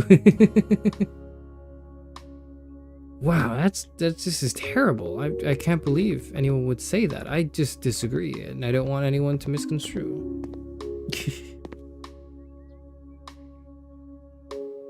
They gotta figure it out by themselves. But here's what I'm saying is, how do they figure it out? How does that happen? Do people just figure things out naturally? If everyone just figured things out naturally, my job wouldn't be so goddamn difficult. Like, I wouldn't have to explain everything I say at every moment of every stream, but I do, because people can't figure things out for themselves. That's why I made a whole 3-hour tutorial on how to get into my Discord, is because people can't seem to figure things out by themselves. Lay floor tiles. Okay.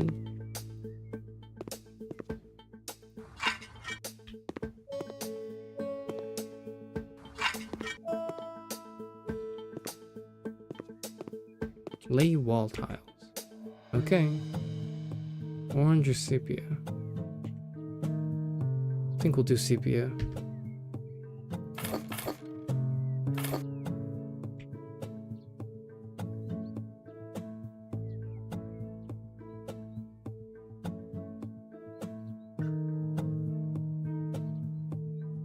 Cameron, I've checked out NL finally, and you watch him a lot because there are some similar mannerisms there. It's unfortunate how much I watch him, yeah.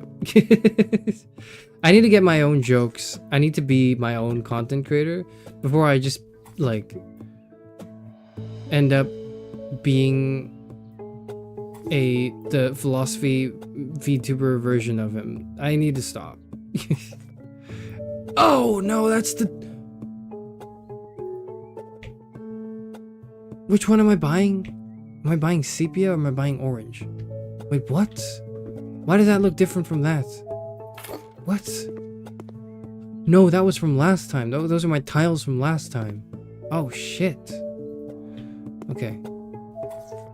Okay. No, that's right. Now that's right. Okay.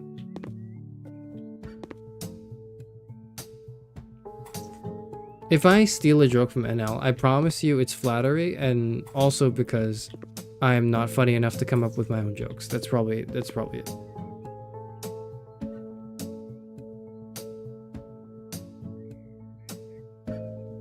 It's actually the people who use the fact that there are people incapable of distinguishing fiction from reality as a front to push their anti-certain types of degenerate art agenda.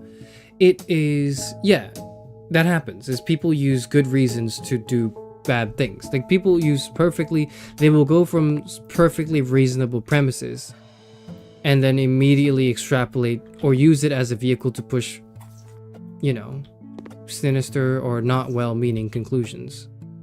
Or even if they are well-meant, fucking stupid.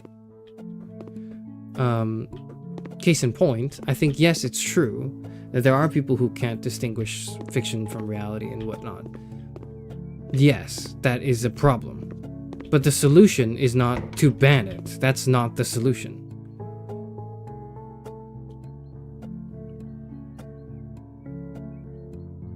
What's an example I can think of?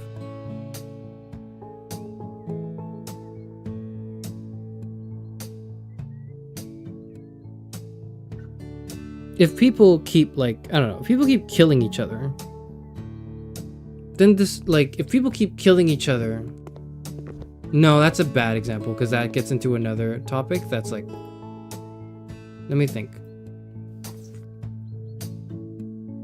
You got to get rid of the root issue, I guess, is the point of what I'm trying to commit towards, the words I'm trying to commit to the stream. Is like, you can't just say get rid of the symptom of the issue and just pretend like the whole problem is gone. Oh my god, I need one more.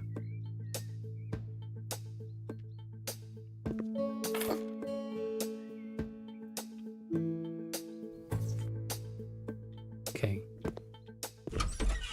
Did I also tile the other side of the fucking wall?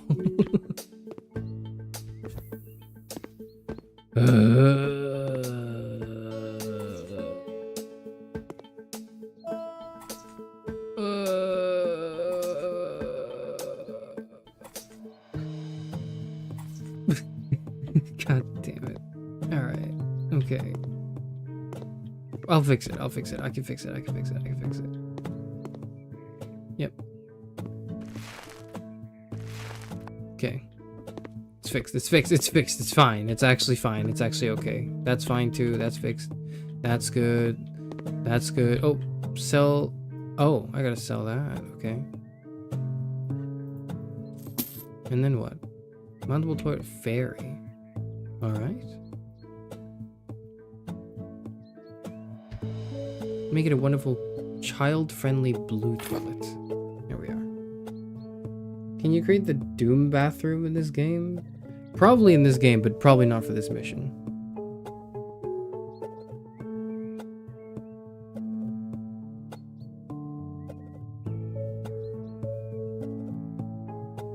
I have to leave now. See you later. See you later. See ya.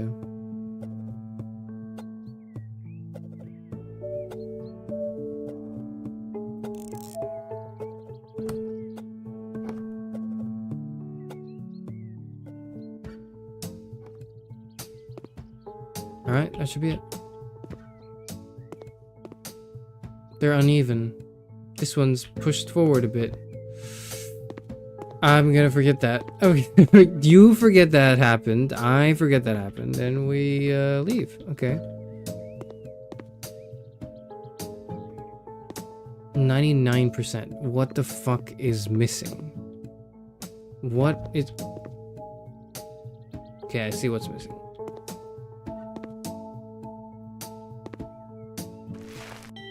There we are. Look at that.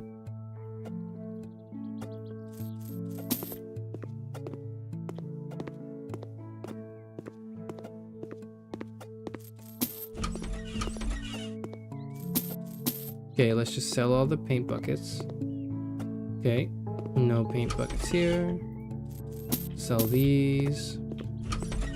Sell these. Are we good? What a wonderful kindergarten.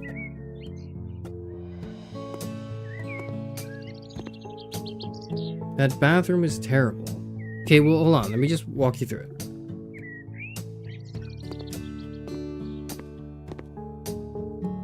Is this some sort of family house childcare? It's a kindergarten. It's a kindergarten. It's someone who wants to build a kindergarten. So we walk in here,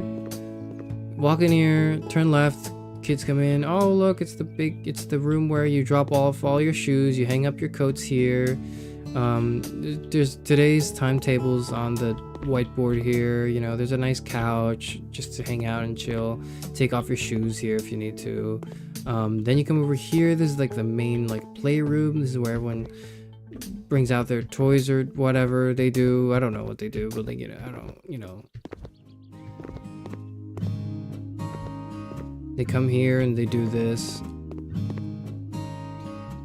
This is the kitchen. This is where the staff usually hang out. They'll be washing stuff, setting up like the coffee machine, having some food ready. There's a fridge here as well. It's really nice.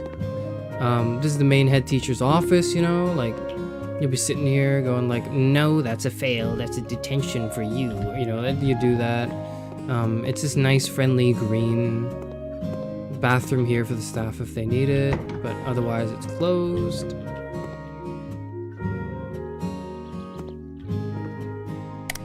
Yep, works. Then you come here, there's the other playroom. It's also a nice friendly collage of colors. Music's too loud? Okay, I don't know why it's so loud right now. Oh, that's why.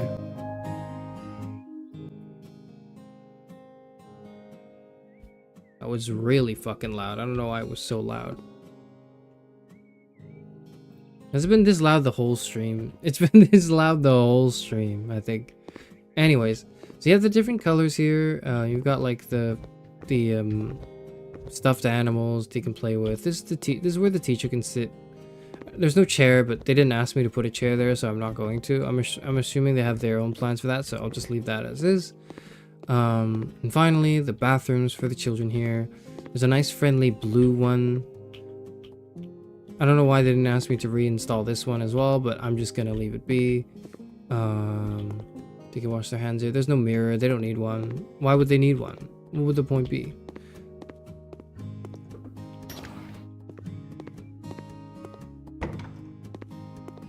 And that's our kindergarten.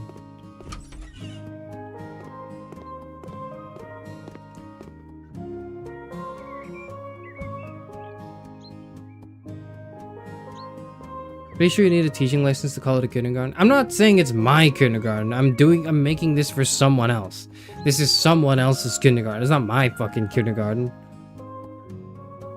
Auto fister room though. Ew. Who fucking hired you?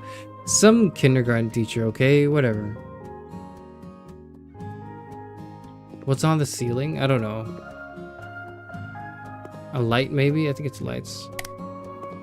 Yeah. Look at that. That makes sense. Look at that. Look at that. It's pretty good.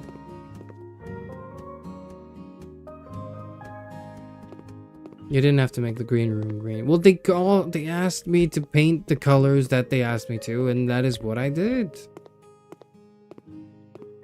Honestly, I'm quite happy with how it turned out. I think it's pretty good. Should open up the windows just to let some air in. You open this one up? Nope. This one's open. Open up the doors and windows, I guess. Yeah, that's the idea. Have that open. Have these open. Put that here. Yep.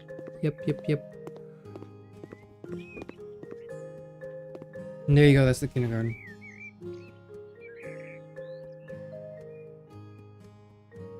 With that, I think I've also exhausted pretty much everything I wanted to say, which is not a lot. There's not a lot of things I wanted to say. I mainly just wanted to announce that I was gonna get married eventually. Like, not like now, but like eventually. I will. Kids are gonna hate the green room? Yeah, because they'll associate that with, like, you know, being in trouble, because the green room is where... Actually, there's like 3 green rooms. I don't know which one you're talking about. This one they're gonna love because it's like, you know, it's cozy and there's a couch. They'll love the couch, I think. This is the kitchen. This is the head teacher room. I guess they would hate this because they're, you know, the annoying grown-ups would be here chastising them.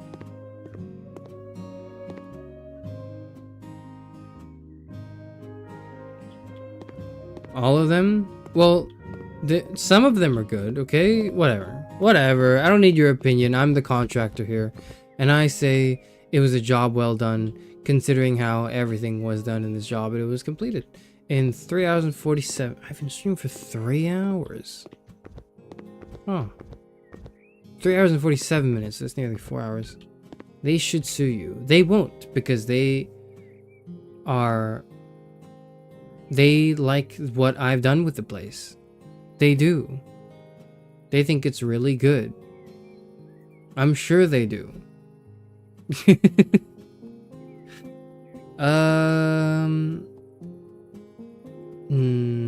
Oh, one last thing maybe I could talk about is like the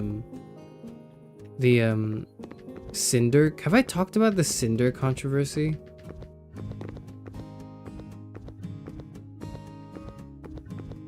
No, probably not. But I don't really... But Cinder kind of reappeared again, making a big donation to the Immune Deficiency Foundation as part of like the vshojo, like VTubers trying to do right by what their company fucked up on. Which, by the way, was really cool. Like, of course, with... I think Iron Mouse was leading the charge, right? As she usually does. And, you know, as incredible as she is. Cinder, I think, donated some amount of money, and people were like, go thanks Satan. Was Cinder that bad of a person? Cinder was like, I actually don't remember already because it's been so long. It's been probably like a few months or weeks, which is just, you know, in today's day and age, a lifetime ago. I imagine that it was not great what she had done. Was it she was trying to sabotage other people in the community? And now she's like, oh, actually, it was my manager's fault. It wasn't me. But her manager is like her boyfriend, and they constantly, like, are interchangeably working on each other's behalf. And so there's just basically no way she doesn't know what's going on with what goes on. but then she's trying to win some goodwill by donating, and then it's like, you know, that I think is the controversy, right?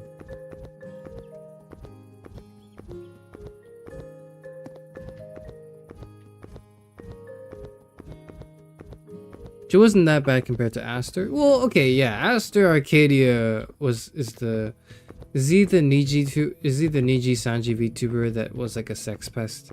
Again, why do I struggle? I don't understand. It's not fair. It's not fair that I struggle because I'm such a great and humble and wonderful person.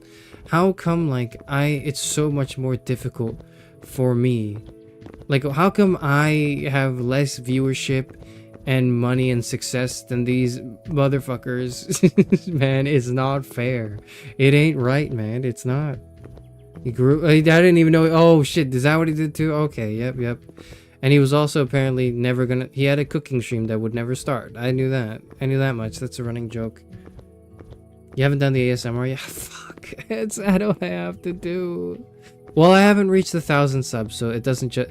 I'm not invested enough in this, okay, to justify doing it, okay? When I get 1,000 subs is probably when I'm invested enough that I'm like, alright, I guess I'll give that a shot, because since I promised anyways, and people kept fucking asking me. Anyways, she's probably not as bad as, you know, one such Aster. But Cinder, I imagine, is also not a very... like, not quite the person you want to be associated with. But then she did donate like $6,000 to the 6,600, like it was like 6666 I think, which is like on her brand as like the demon devil or whatever the fuck she is.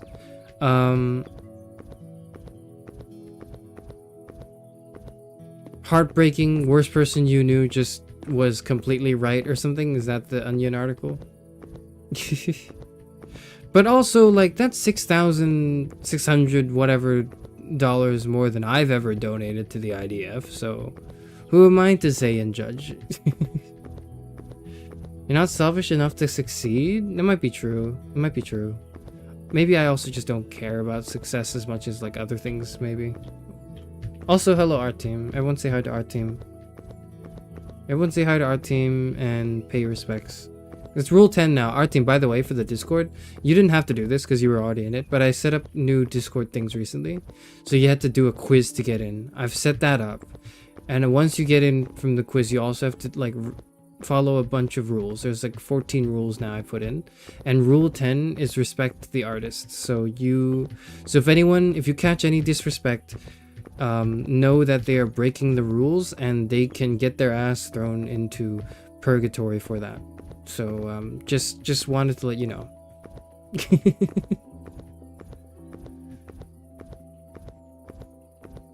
Do we negotiate and get your offer down to 800? No.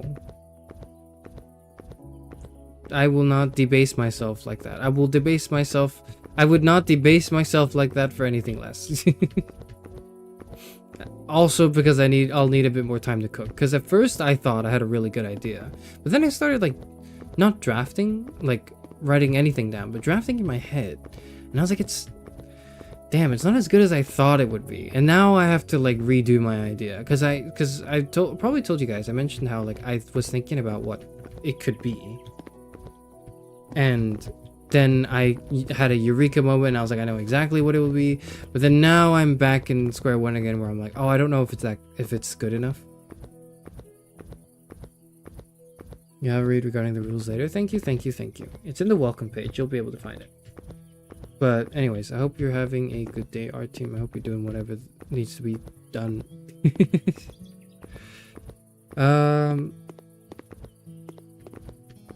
Anyways, I thought I was cooking with the ASMR idea, and now I'm not anymore, I realize, and now I need a new idea, or I need to like rethink what I'm doing. So I'm gonna need a bit more time to really conceptualize it, because it has to be. Here's the thing you don't understand, okay? Because you are just like, Charis Euphranor, do something, and as long as you tag it ASMR, we will eat it up. It will be funny, and it will finally be a payoff for something we've been asking for since like since you started streaming like a year ago. That's true. But you have to, but I don't see this as, oh, just doing like a VTuber gimmick thing. This is art to me, man. This is like, I gotta take this seriously. Like this needs to be like creatively fulfilling in a way that is different from other types of content I make. And that's the only reason why I even agreed to do it, is because I thought, you know what? I've never done that before. And I think there is some interesting artistic potential to be unleashed in that. And I think I could do something with it. But now it is seeming to be, again, that the ideas that I was cooking, are not as good as I wanted them to be. And therefore, I'm going to need to rethink it.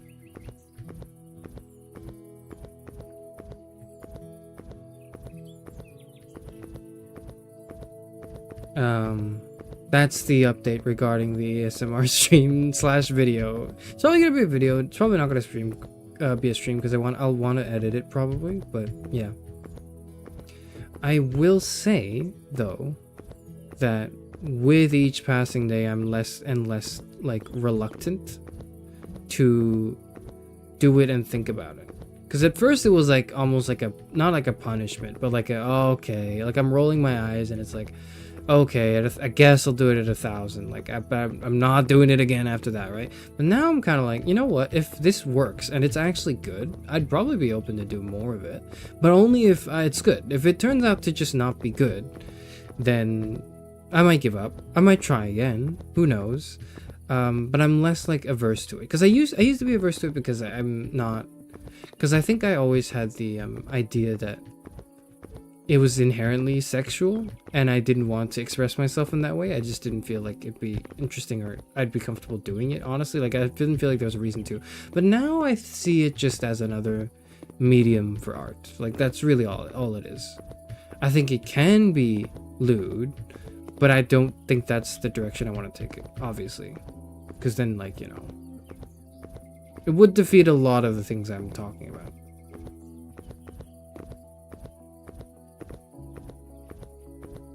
I want to annoy Charon by calling him philosophical, not a philosopher, but I really got to think of a workable definition.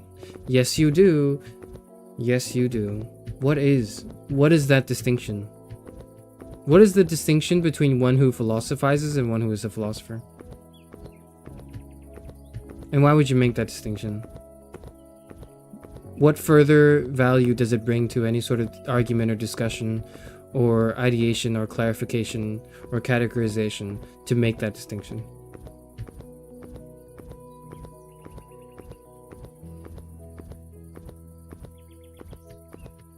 Frankly, I am but a humble librarian. That is all I am. Okay, that's the house.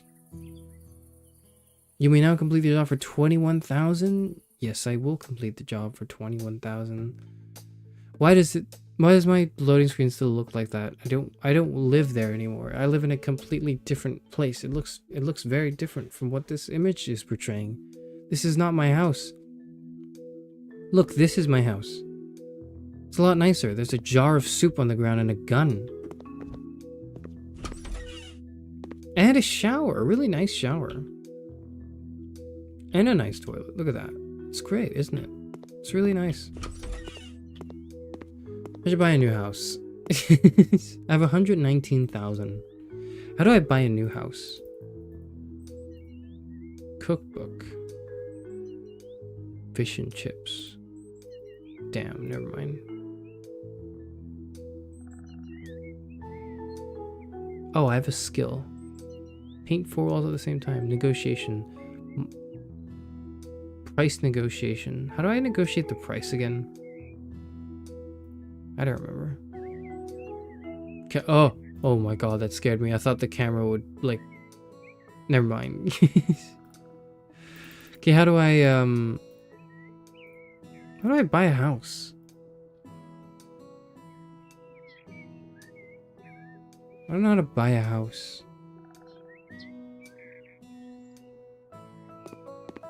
Is it on my laptop? Do I have to buy it on my laptop? Camping bungalow. All? Can I sort by, like...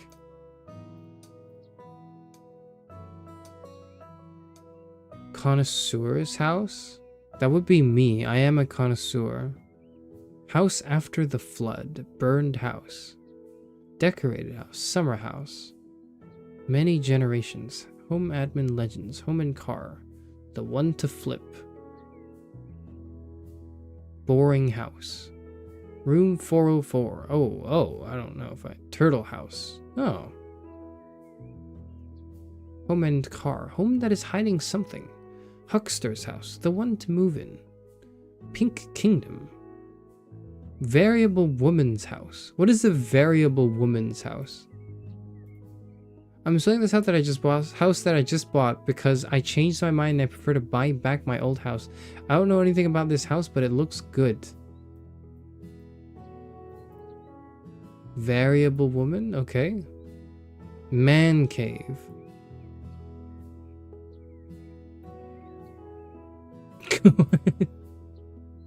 Reef cottage. Let it snow. Ooh, I like this one. You ever dreamt of having a cozy mountain cabin? How about a modern villa hidden from the outside world? It's way better.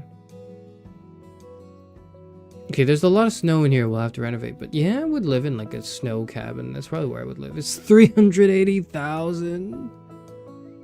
Historical museum, castle. House on the moon. Oh, I'm just gonna save up money for these then. Okay, I'm working towards buying my own house. That's what I'm doing. I'm working towards buying that. That's what I want. Yep. Yeah, I figured that out. Yep. Typical millennial doesn't know how to buy a house. Don't call me a millennial. I'm 60 years old. Have some respect.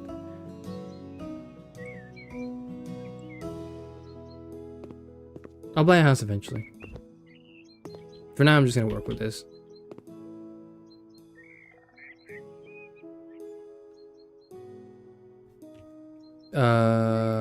What is it?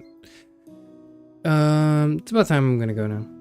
Thank you for joining me on the stream where I briefly talk about funny things that have occurred over the past few months and weeks to VTubers and VTubing. I don't really have any insight towards this, as you can imagine, as someone who has no clout and doesn't matter in the wider community. But I will say that Nimi Nightmare has now given me, has inspired me to also endeavor it into my own pursuit of marriage and announcement of such pursuit. That's all. Takeaway is I'm getting married like eventually. Not like now, but sometime in the future. That's all.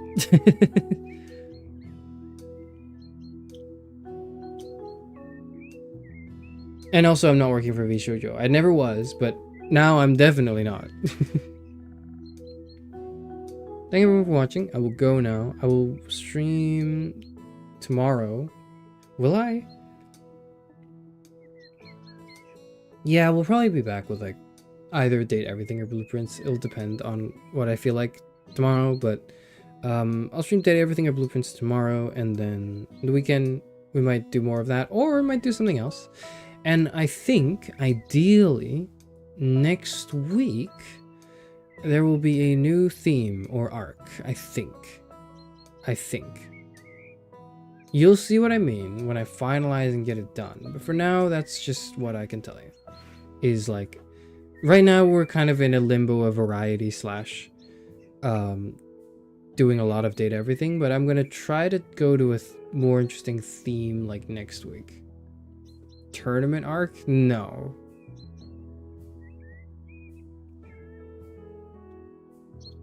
You needed a VTuber to decide to get married? No, I needed a VTuber to decide to announce that I have long ago decided to get married. I'm 60 years old. I'm 60 years old. I'm 60. Okay, whatever. I'm going now. Goodbye.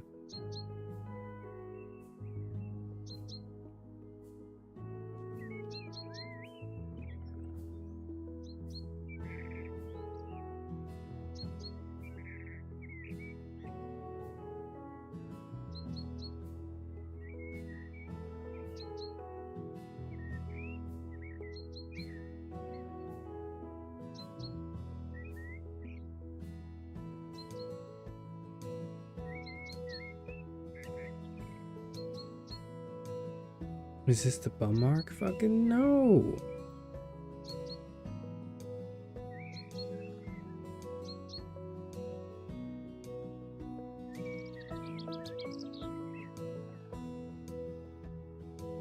I'm getting married. Okay, don't act surprised, our team. Don't act surprised. Please don't act surprised. No, please, you can't fuel this. You can't fuel them. They already are skeptical. You can't.